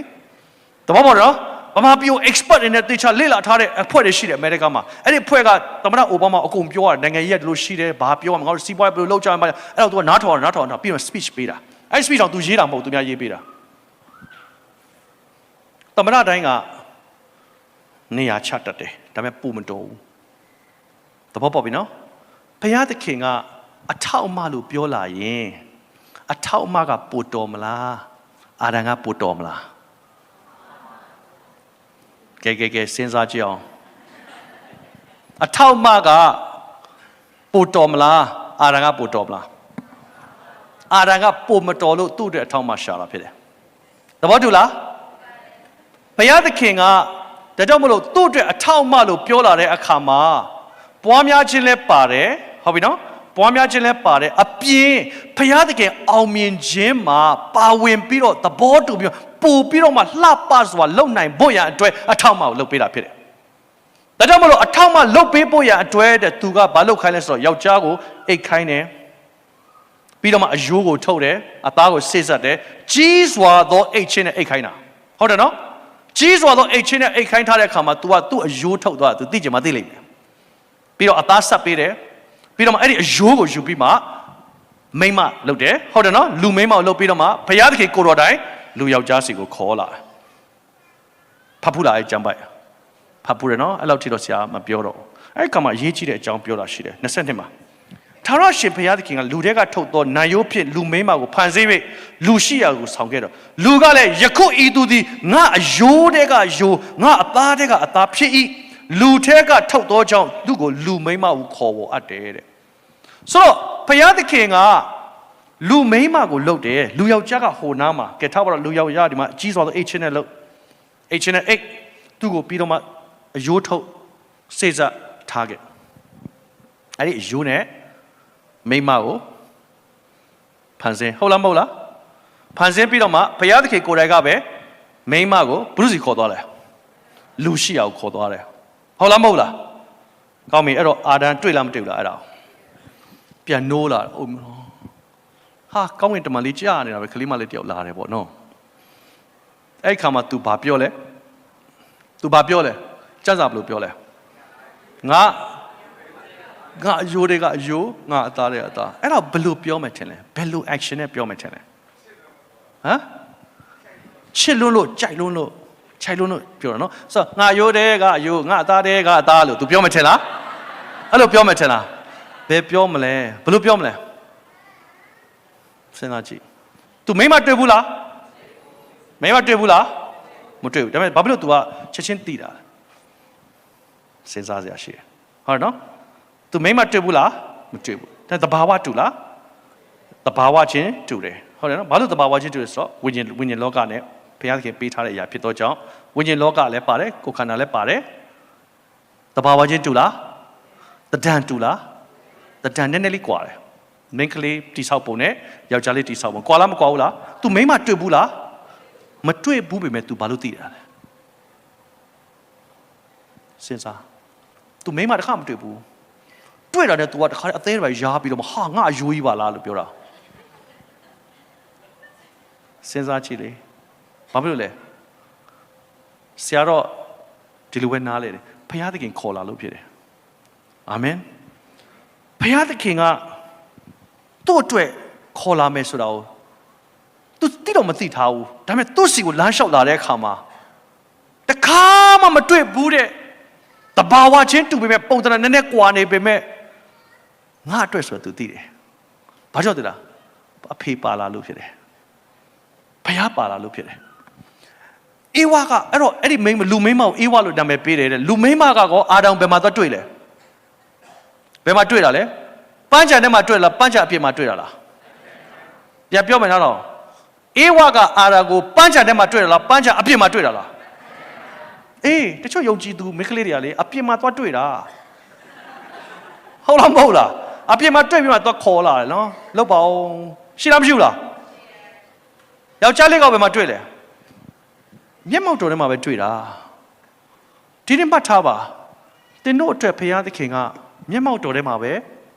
တွေ့စေခြင်းနဲ့ဘုရားဖြစ်တယ်။ဘာကြောင့်လဲဆိုတော့ဘုရားသခင်တန်ရှင်းခြင်းဘုရားသခင်အောင်မြင်ခြင်းဘုရားသခင်အသက်တာအားလုံးကသင်တို့တက်တာထဲမှာရှိဖို့ရတဲ့မျက်မှောက်တော်ထဲမှာလွတ်လပ်လပ်တွေ့ဖို့ခြုံမုတ်ထဲမှာသွားတွေ့ဖို့မဟုတ်ဘူး။ဟိုခန်းထဲမှာသွားတွေ့ဖို့မဟုတ်ဘူး။နားလည်ပြီနော်။အရေးကြီးတယ်အဲ့ဒါကိုထိန်းတာဘာလို့လဲသိလား။သင်ဟာဘုရားသခင်ကောင်းကြီးမင်္ဂလာ၃ခုရှိတယ်။အဲ့ဒီကောင်းကြီးမင်္ဂလာ၃ခုလိုချင်အဲ့တိုင်းရပ်တည်တာဖြစ်တယ်။နံပါတ်၁ကဘာလဲပွားများခြင်းပွားတိုင်းအောင်တာမဟုတ်ဘူးပွားပြီးအောင်တဲ့အသက်တာကိုသင်လိုဖို့အရေးကြီးတယ်ပွားများခြင်းအောင်မြင်ခြင်းပြီး influence တဲ့သက်တာတဲ့အိမ်တော်ရဲ့ဘုရားသခင်ကောင်းကြီးပင်လာပြည့်တယ်ဆိုတော့ဘေးကလူတွေအကုန်သိရမယ်နောက်10နှစ်မှာတဲ့ကလေးတွေကောင်းကြီးခံစားနေရတဲ့သူတွေသိရမယ်နောက်တော့9နှစ်အတွင်းမှာတဲ့ကလေးတွေကပွားများနေတာတွေ့ရမယ်ကြည့်လိုက်လို့ရှိရင်ဒီကလေးတွေကအံ့ဩစရာကောင်းပါလားဘုရားသခင်ရဲ့အမွေဥစ္စာတွေဆိုအဲ့ဒီမှာပေါ်လိမ့်မယ်တမန်ကျမ်းစာကအမွေလို့လာပြောတာဒီတွေကိုကလေးကိုအမွေလို့မပြောတဲ့အမေတွေရှိလားမရှိဘူးလားမွေးတိုးတွေစားပေါက်တွေတိုးနေပြန်ပြီအကျွေးတွေပုံများလာတယ်ခလေးရှိမှအကျွေးဖြစ်လာတယ်ဘာကြောင့်လဲစဉ်းစားလေတမန်ကျမ်းစာတော့အမွေတဲ့ကိုဘဝမှာဒုက္ခရောက်နေခလေးတစ်ယောက်ကလွဲလို့နောက်တစ်ယောက်မယူရဲဘူးကျောင်းကဈေးကြည့်တယ်ကျောင်းလာကဈေးကြည့်တယ်မယူရဲပါဘူးဘာဖြစ်လို့လဲကို၌ကိုကဘုရားသခင်ပေးမဲ့ကောင်းကြီးမင်္ဂလာမယုံဘူးနံပါတ်1မယုံဘူးမလောချင်ဘူးပြဿနာဖြစ်မှဘုရားကြောင့်ပြေးလာတယ်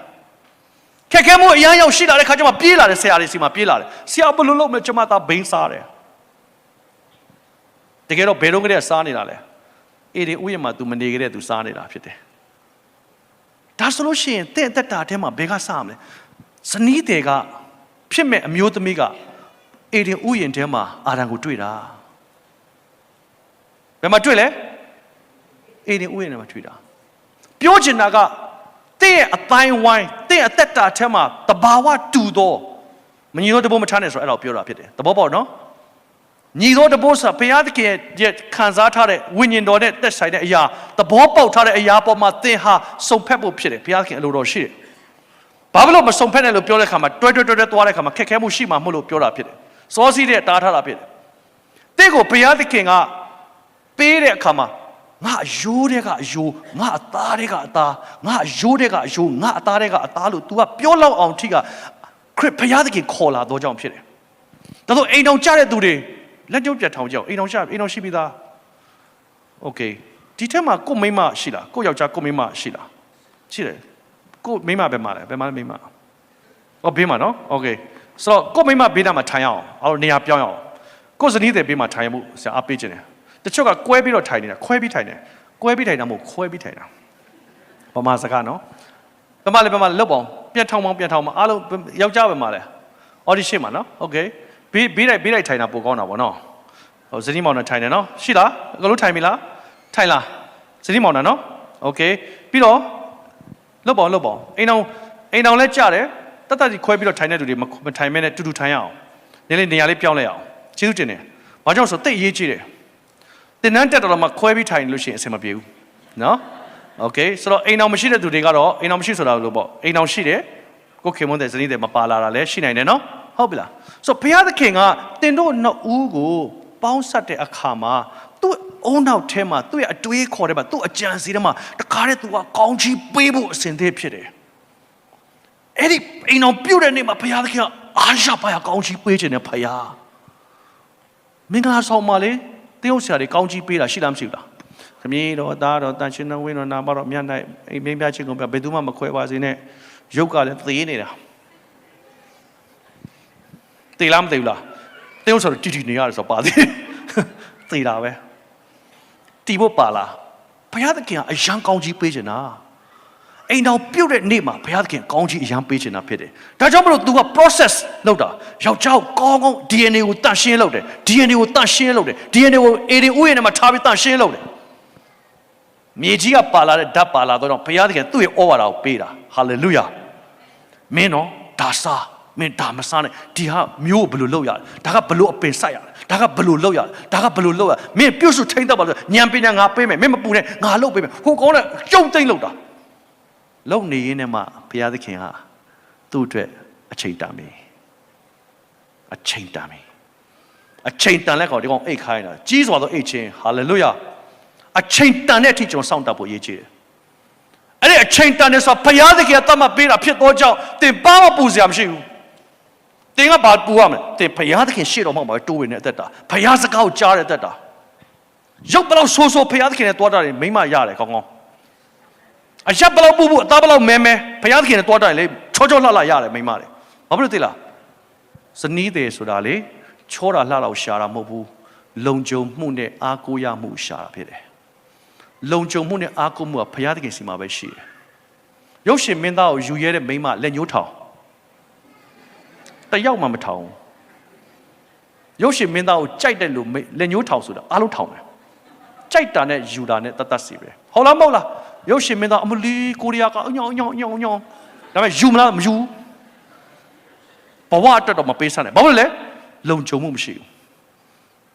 သဘောတူလားဒါကြောင့်ယောက်ျားလေးတွေဟာဘာဖြစ်လို့ငါယောက်ျားဖြစ်တာလဲဘာဖြစ်လို့ငါမိန်းမဖြစ်တာလဲ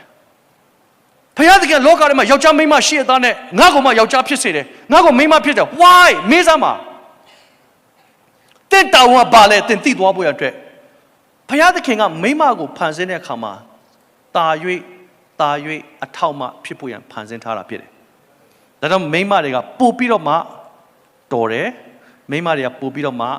လှပဆိုတာလွတ်တတ်တယ်မိန်းမဆိုတာပို့ပြီးတော့တော်တယ်ကဲယောက်ျားလေးသဘောကျလားမိန်းကလေးတွေဘက်ကိုထောင်းပြီးလက်ခုပ်တီးပေးလိုက်ပြောပြမယ်နော်ထောင်းယောက်ျားလေးကိုယ့်အိမ်ကိုနေတယ်ကိုယ့်အခန်းကိုနေလို့ရှိလဲထောင်းကြည့်အောင်ကိုယ့်အခန်းမှာကိုနေလားဟာလားတယောက်တည်းနေလားတယောက်တည်းနေတယ်အခန်းမှာကလကာရှိလားမရှိဘူးโอเคနော်သဘောပေါက်တယ်ဒါပေမဲ့ကို rice cooker ရှိတယ်မလား rice cooker ရှိလားထမင်းချက်တဲ့အိုးရှိလားထမင်းချက်အိုးရှိဒါပေမဲ့ဟိုဟင်းချက်တဲ့အိုးရိုင်းမရှိဘူးဟုတ်မလားဟုတ်တယ်သိတယ်နော်ပန်းထိုးထားတာရှိလားဘယ်အဝေးပဲဘာမှမရှိဘူးနော်အောက်ခံပေါင်းပြီးလဲဟိုနာပြည့်ပစိုးလဲဟိုနာပြည့်ဟုတ်လားမဟုတ်လားဟုတ်တယ် တလောက်ဘတ်တထောင်ရတယ်ပဲထားဟုတ်ပြီနော်တလောက်ဘတ်တထောင်ရတယ်ယောက်ျားလေးတယောက်တည်းပဲနေတယ်ဆိုလို့ရှိရင်အဲ့တထောင်မလောက်ဘူးအထုပ်နဲ့ဝယ်စားရတယ်အထုပ်နဲ့ဝယ်စားရတယ်နော်အိမ်လည်းမလှဘူးဟုတ်လားမဟုတ်လားဒါပေမဲ့အဲ့တထောင်ကိုအိမ်အောင်ကျသွားပြီဆိုရင်မိမကိုပေးလိုက်နော်တထောင်အိမ်ကိုပေးလိုက်လို့ရှိရင်အဲ့ဒီမိမလက်ထက်ရောက်သွားလို့ရှိရင်ဘာဖြစ်သွားသိလားထမင်းဟင်းလေးရလေအမလီငပိတိုးစရာတခွားသီးလေးနဲ့ဟုတ်လားမဟုတ်လားပိုဖြစ်လာလားမဖြစ်လာဘူးလားဖြစ်လာအိမ်လေးကလည်းကလကာလေးတွေနဲ့နော်တန်တန်ရှင်ဖျောင်းပစိုးလေးတွေခင်းထားမယ်ဖြစ်လားမဖြစ်ဘူးလားမိမရှိတဲ့အိမ်နဲ့မိမရှိတဲ့အိမ်ကွာလားမကွာဘူးလားသဘောတူလားမိမရှိတဲ့အိမ်ကပိုလှလားယောက်ျားရှိတဲ့အိမ်ပိုလှလားကဲယောက်ျားရှိတဲ့အိမ်ပိုလှဆိုလို့လက်ထောင်မိမရှိတဲ့အိမ်ကပိုလှဆိုလက်ထောင်ကဲဒါဆိုဘုသူပိုတော်လဲပိုတော်တယ်ဟုတ်လားမဟုတ်လားသူတို့ကိုကစားဖို့တောက်ဖို့အတွက်ဈေးဝယ်ပြီးတော့ပေးလိုက်တယ်သူတို့အမေရာလေးပို့ပြီးတော့လှလှပဖြစ်သွားတယ်နော်ယောက်ျားလေးတယောက်ကို9တကောင်ပေးလိုက်အဲ့ကောင်လှီးပြီးကြော်လိုက်မယ်ကြက်ဥပေးလိုက်အလုံးလိုက်ကြော်လိုက်မယ်သူ့မှာက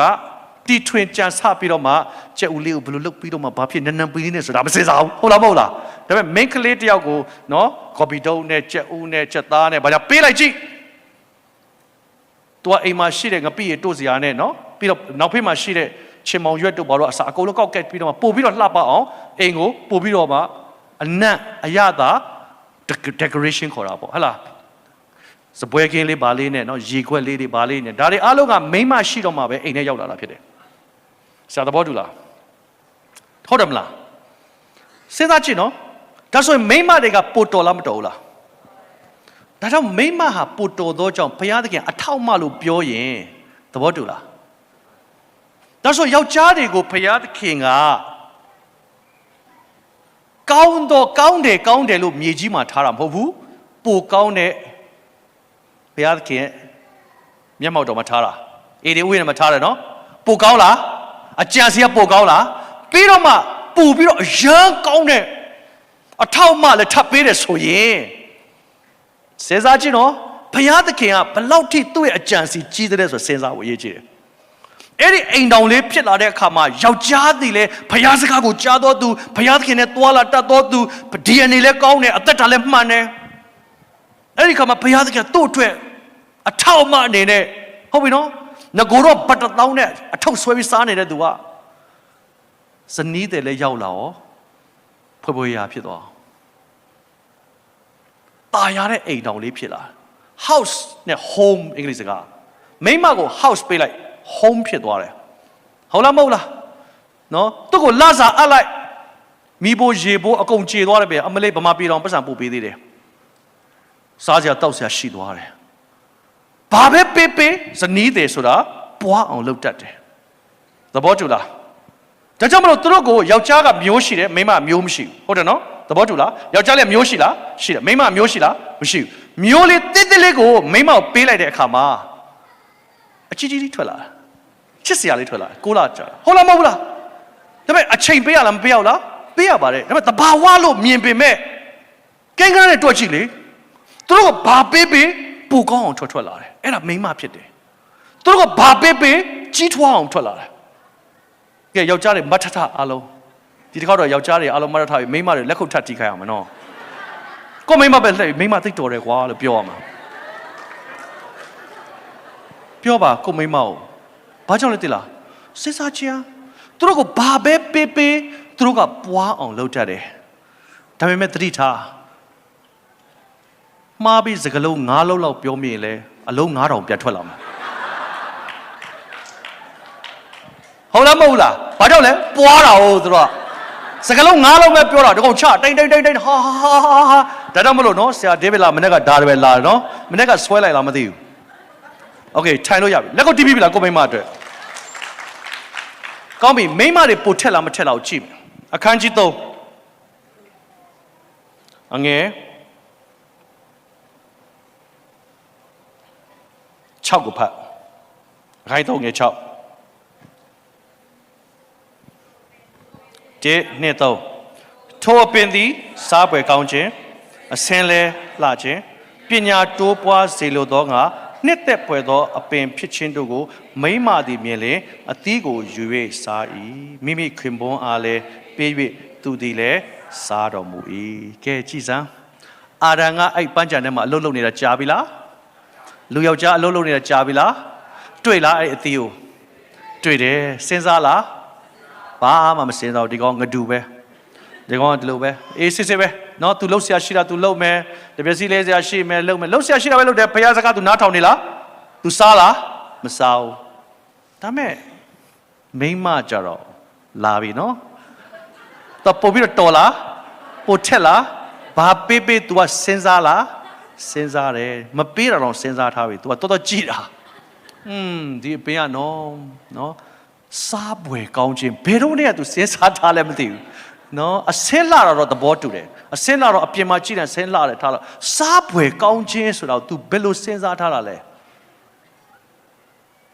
စားရရန်ကောင်းမှာပဲတဲ့အပင်ကိုကြည့်တာနဲ့ तू တွေးပြတာ2လမ်းကျော်3လမ်းကျော်တွေးပလိုက်တာပြီးတော့မှဉာဏ်ပညာလည်းတိုးပွားမယ်စာတန်ကအဲ့ဒီဟာကိုသိတယ်ဒါကြောင့်မလို့မိမကပိုထက်ပေမဲ့သဘောပေါက်နော်ပိုထက်ပေမဲ့ထက်တဲ့အရာအားလုံးကဘောင်ထဲမှာနေရတယ်ပြန်ပြောမယ်နော်ထက်တဲ့အရာမှန်သမျှကိုဘောင်ထဲမှာထားရတယ်သဘောတူလားစင်ကာပူမှာကောင်လေးတယောက်9နှစ်ကလေးလေးက IQ အရမ်းမြင့်တော့ကွန်ပျူတာလုပ်ရင်းနဲ့ဘန်နေထဲမှာသူပတ်စံခိုးတဲ့သဘောဖြစ်သွားတယ်စင်ကာပူမှာ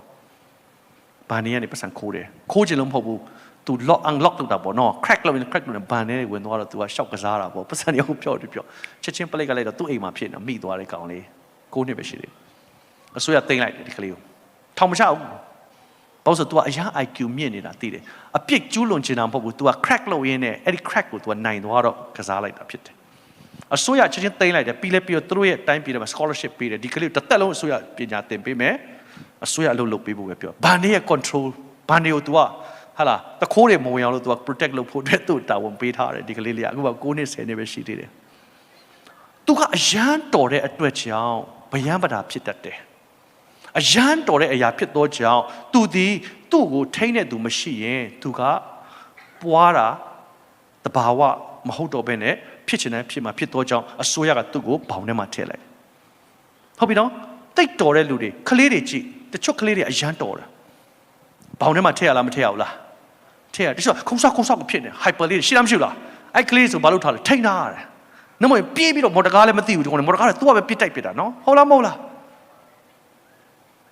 ဒါကြောင့်မိန်းမတွေကိုဘုရားသခင်ကဉာဏ်ပညာထက်မြက်တယ်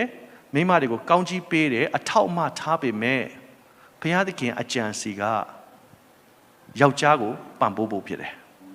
အာမင်တိတ်မအော်တော့မိန်းမတွေမအော်တော့ကြာရပ်သွားခုနကတော့အကြီးကျယ်အော်တဲ့တယောက်တည်းအာမင်အာမင်ဘုရားသခင်ကလူကိုဖန်ဆင်းတာဖြစ်သောကြောင့်လူရဲ့စိတ်နှလုံးအသွေးအသားအတွေးခေါ်ခံစားချက်အလုံးကိုသူသိတယ်။ဆာလံ129ခုမြောက်သောဆာလံသွားရအောင်။129ခုမြောက်သောဆာလံအပိုင်ငယ်1ရလို့ရှိရင်ဖတ်ရအောင်။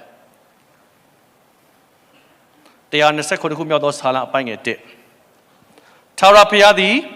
အိမ်ကိုဆောက်တော်မမူလျင်ဆောက်တော်မူသောသူတို့သည်အချင်းဤဆောက်ကြ၏စဉ်းစားကြည့်အောင်ဖယားသခင်ကအိမ်ကိုမဆောက်ရင်အချင်းကြီးပဲတဲ့ဒါဆိုလို့ရှိရင်ဖယားသခင်ကဘာဖြစ်လို့အဲ့စကားပြောတယ်သူကအသိဆုံးဖြစ်သောကြောင့်ဖြစ်တယ်ဟုတ်ပြီလားသူကအသိဆုံးဖြစ်သောကြောင့်တင့်ကိုခန္ဓာထဲမှာဖြစ်နေတဲ့အရာတွေတင့်ကိုဖန်ဆင်းတဲ့ဖယားဖြစ်သောကြောင့်ယောက်ျားတစ်ယောက်ရဲ့လိုအပ်မှုမိန်းမတစ်ယောက်ရဲ့သွေးသားအခြေအနေလိုအပ်မှုအားလုံးကိုသူသိတယ်ယောက်ျားတွေကကိုယ့်ကိုအသိဆုံးဒါပေမဲ့ကိုကလည်းလူသူကလည်းလူဆိုတော့ငါကယောက်ျားငါကိုငါအသိဆုံးအဲ့တော့ငါနဲ့နင်နဲ့သဘာဝတူတော့နင်လည်းဒီအတိုင်းပဲခံစားမယ်လို့ထင်တယ်မှားတယ်မိမကလည်းမိမငါလည်းလူနင်လည်းလူငါကဒီလိုခံစားတယ်နင်လည်းဒီလိုပဲခံစားမယ်လို့ထင်ပြီးတော့မှယောက်ျားကိုသူ့လိုပဲထင်ပြန်အောင်မှားတယ်ဘုရားသခင်ကဖန်ဆင်းကလေးကလူယောက်ျားကိုမြေကြီးကဖန်ဆင်းတယ်လူမိန်းမကိုအယူကဖန်ဆင်းတယ်ဟုတ်လားမဟုတ်လားလူယောက်ျားကိုမြေကြီးကဖန်ဆင်းတယ်လူမိန်းမကိုအယူကဖန်ဆင်းတယ်ဒါပေမဲ့အဲ့ဒီယူကဘယ်ကလာလဲမြေကြီးစီကယောက်ျားစီကလာတဲ့ယူဖြစ်ဒါတော့ပို့ပြီးတော့မှစိတ်ဓာတ်ရေးရမာတာကမိန်းမဖြစ်တယ် အထောက်မှမရှိဘဲနဲ့အသက်မရှိနိုင်တာယောက်ျားဖြစ်တယ်ယောက်ျားတွေမိန်းမတည်မကြခင်မိန်းမပြန်ယူတယ်မိန်းမတွေယောက်ျားတည်သွားရင်နောက်ထပ်ယောက်ျားမယူအများအဖြစ်မတတ်တာလွန်းလို့အခြေအနေကြောင့်အရန်ခက်ခဲလို့ကြောင့်ယူတာရှိပေမဲ့မုတ်ဆိုးမတွေကပို့ပြီးတော့ကြမ်းကြမ်းခံပြီးခလေး9ယောက်ကိုလည်းကြည်သွားတယ်ရောက်မုတ်ဆိုးမတွေအများကြီးရှိတယ်မုတ်ဆိုးဖို့ခလေး9ယောက်မရှိဘူးဘာဖြစ်လို့လဲသူကအထောက်မှမပိုင်မနေနိုင်ဘူးယောက်ျားကနော်မိန်းမကအထောက်မှပဲဆိုတော့ तू ကမထောက်မှလည်းသူ့အတွက်ကရက်တီလို့ရတယ်ပို့ပြီးတော့တတ်တိရှိတယ်ပို့ပြီးတော့မှပို့ပြီးတော့မှ test 1တယ်ဒါပေမဲ့သူ့ကိုဘုရားသခင်ကအမြဲတမ်းအုပ်ထိန်မှုအောင်မှာပဲထားခြင်းတယ်မထားမိတဲ့အတွက်ကြောင့်ယောက်ျားကိုယ်ခွင့်မတောင်းမနဲ့အစာစားပြီးတော့ယောက်ျားကိုကြွေးလိုက်တာဖြစ်တယ်ဒါကြောင့်မလို့တိမောသေကျတော့ပြန်ပြောတယ်မိန်းမကတဲ့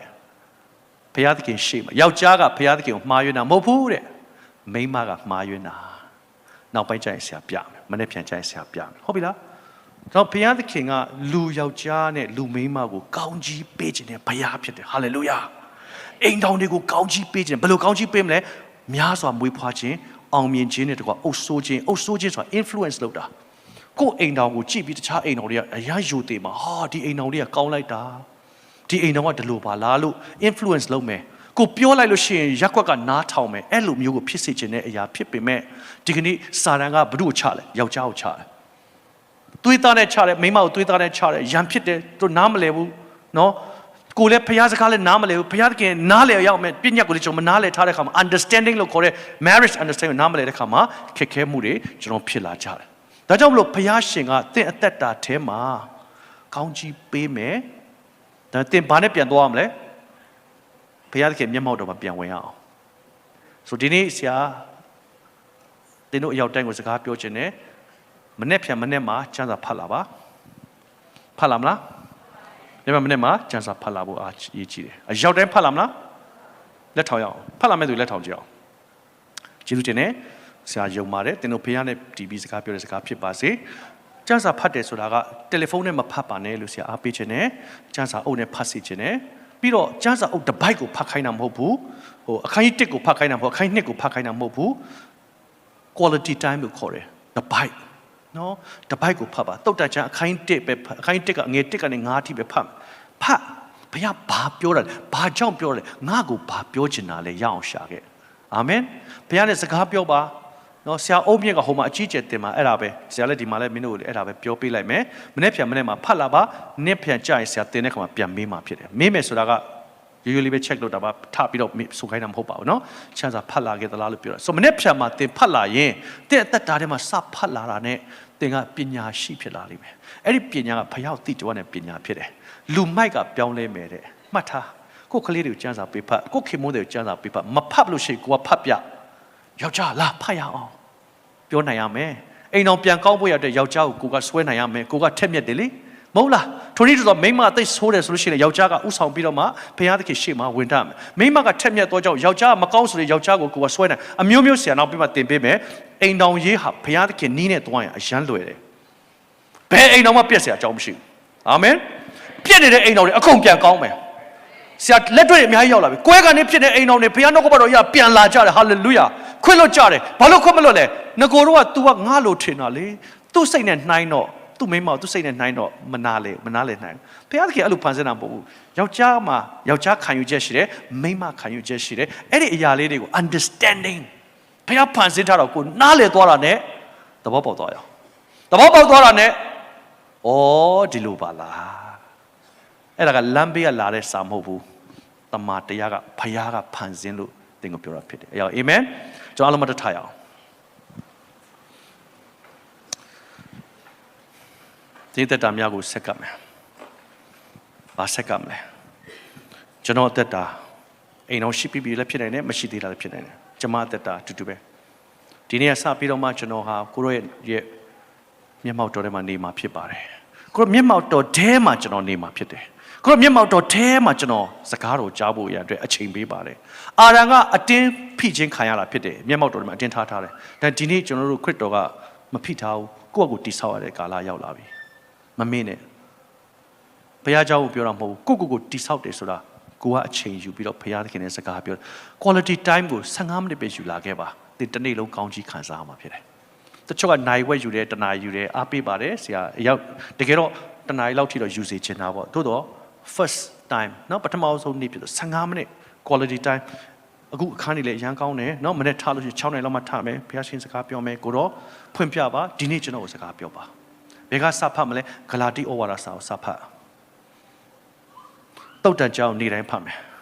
တုတ်တန်ကြောင်ပညာနဲ့ပတ်သက်တဲ့အရာပညာလို့ပြောလာတဲ့အခါမှာဘာပညာလဲလောကပညာမဟုတ်ဘုရားသိကျော်တဲ့ပညာပြောတာဖြစ်တယ်ဘယ်ကစလဲဘုရားကြောက်ရွံ့ခြင်းကစတာဖြစ်တယ်ဟာလေလုယာကိုတော်ကတင့်ကိုချစ်တယ်တင့်အိမ်တော်ရေးကိုကောင်းကြီးပေးရင်တင့်စီးပွားရေးကိုကောင်းကြီးပေးမှာဖြစ်တယ်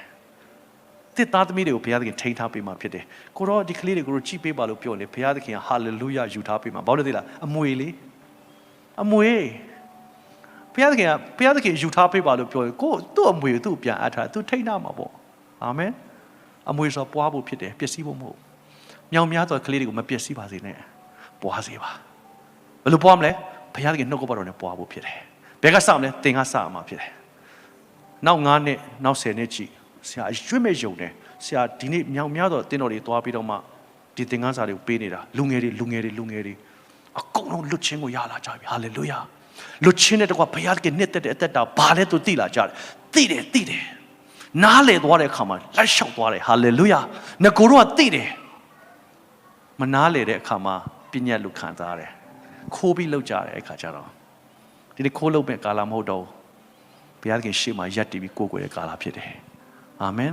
ယောက်ျားမိန်းမတို့ပုံမှာငါရဲ့ဝိညာဉ်တော်သွန်လောင်းမယ်လို့ပြောသူငယ်တို့ကတဲ့ပရောဖက်ပြုတ်ပြီးလူကြီးတွေကအိမ်မက်မက်ကြမယ်စဉ်းစားကြည့်အောင်ဒီကလေးတွေကိုကျွန်တော်မပြုစုရင်ဘယ်လိုပြုစုမလဲဘယ်မှာလာဖြစ်မလဲသူများကလေးတွေဖြစ်ကုန်မယ်ကိုယ်ကလေးမဖြစ်ဘူးတဲ့ကလေးတွေကိုပညာတတ်ဖြစ်ချင်ဘုရားသခင်နဲ့ထားဘုရားသခင်ဆွတ်တင်သွားလို့ရှိရင်နိုင်ငံကျော်ကြီးတွေဖြစ်လာမှာဖြစ်တယ်ဟာလေလုယာလူတွေကသူတို့ရဲ့ဘုန်းကိုကြည့်ပြီးမှကောင်းကြီးပေးမဲ့သူတွေဖြစ်လာမယ်တင်တို့ကိုယ်တိုင်ကဘုရားသခင်ဘုန်းနဲ့သွားလာဖို့အရေးကြီးတယ်လို့ပြောနေတာဖြစ်တယ်ဘယ်ကစမလဲဒီကနေ့ကျွန်တော်ပြန်စရမှာဖြစ်တယ်တင်ဒီကနေ့စရင်မနေ့ပြန်စပြီဟာလေလုယာမနေ့ပြန်စရင်တပတ်ခါတင့်အတွက်ကောင်းကြီးစလာတော့မှာဖြစ်တယ်ဒီနေ့ဘုရားရှင်တင်တို့ကိုစကားပြောပါစေဟာလေလုယာလောကိုတော်ဤဘုန်းကိုတော်ဤတကိုကိုတော်ဤဘုန်းကိုတော်ဤရ၌ရှိစေကိုတော်ဤဘုန်းကိုတော်ကိုတော်ဤဘုန်းကိုတော်ဤတကိုကိုတော်ဤဘုန်းကိုတော်ဤရ၌ရှိစေအာနေပါလာသောကျွန်ုပ်ဤစိတ်ဝိညာဉ်၌ကိုတော်ဤဘုန်းတော်နှင့်ဖြည့်စေတော်မူပါအာကြီးမာလာသောကိုတော်ဤဝိညာဉ်တကိုယ်ဖြင့်ကျွန်ုပ်ဤနေပြည့်စေပါဘုရားရှင်ကိုရှင်ဘုရားရဲ့နာမတော်ဒီပုံကြည်ပါစေဒီနေ့ကိုရှင်ဘုရားရဲ့ဝိညာဉ်တော်သွန်လောင်းရဲ့အရောက်တိုင်းသက်တာမှာနှုတ်ကပတ်တော်ကိုတာ၍နားလည်ရပါမည်အကြောင်းနဲ့နားလည်ခြင်းနောက်ကမှာ wisdom လိုက်လျှောက်ခြင်းသက်တာရစေပါပြီကြောင်းကောင်းချီးပေးပါတယ်ဒီကိုရှင်ဘုရားရဲ့အရောက်တိုင်းကိုကိုရှင်မျက်မှောက်တော်ထဲမှာထားခြင်းနဲ့ဘုရားဖြစ်တော်ကြောင့်ယေရှုတင်တယ်ကိုရှင်ဘုရား၏စကားတော်ကိုကြားစေခြင်းနဲ့ဘုရားဖြစ်တော်ကြောင့်ယေရှုတင်ပါတယ်လူပြိုအပြိုတို့ဒီငါ၏တမန်တော်ကိုငယ်ရွယ်စဉ်မှသိ၍ကြီးလာတဲ့အခါမှာမတရားသောလမ်းကိုလွတ်ပါပြီးအကြောင်းကိုတော့အလိုတော်ရှိပါတယ်အဘဲတော်ဆိုတော့ငယ်ရွယ်စဉ်ကတည်းကတွင်တင်ထားဖို့ပြင်ဆင်တော်ကြောင့်ယေရှုတင်တယ်ဒီနေ့ဘုရားရှင်ခရစ်တော်တည်ဟူသောအသင်းတော်ခရစ်တော်ကိုရောရဲ့အသက်တာကိုပေးခဲ့တာယုံကြည်သူအရောက်တိုင်းအတွက်ဖြစ်ပါတယ်ယုံကြည်သူအရောက်တိုင်းသက်တာမှာကိုရောတမန်တရားကိုဖွင့်မဲ့တန်ရှင်းသောဝိညာဉ်တော်ဘုရားကိုလည်းပေးထားခြင်းဖြစ်ပါတယ်ဖဘုရားရှင်ဒီနေ့ကျွန်တော်အသက်တာအရောက်တိုင်းကိုကောင်းချီးပေးပါအရောက်တိုင်းအသက်တာထဲမှာကိုရောဘုန်းကိုဆောင်ပါမည်အကြောင်းကိုရောရှင်ပြနှုတ်ကပတ်တော်နဲ့နဲစွာခံယူတော်သူများဖြစ်စေပါမည်အကြောင်းကောင်းချီးပေးတဲ့အခါမှာယေရှုနာမ၌ယုံသေးစွာဆုတောင်းပါ၏အာမင်အရောက်တိုင်းဘုရားရှင်ကောင်းချီးပေးပါစေလို့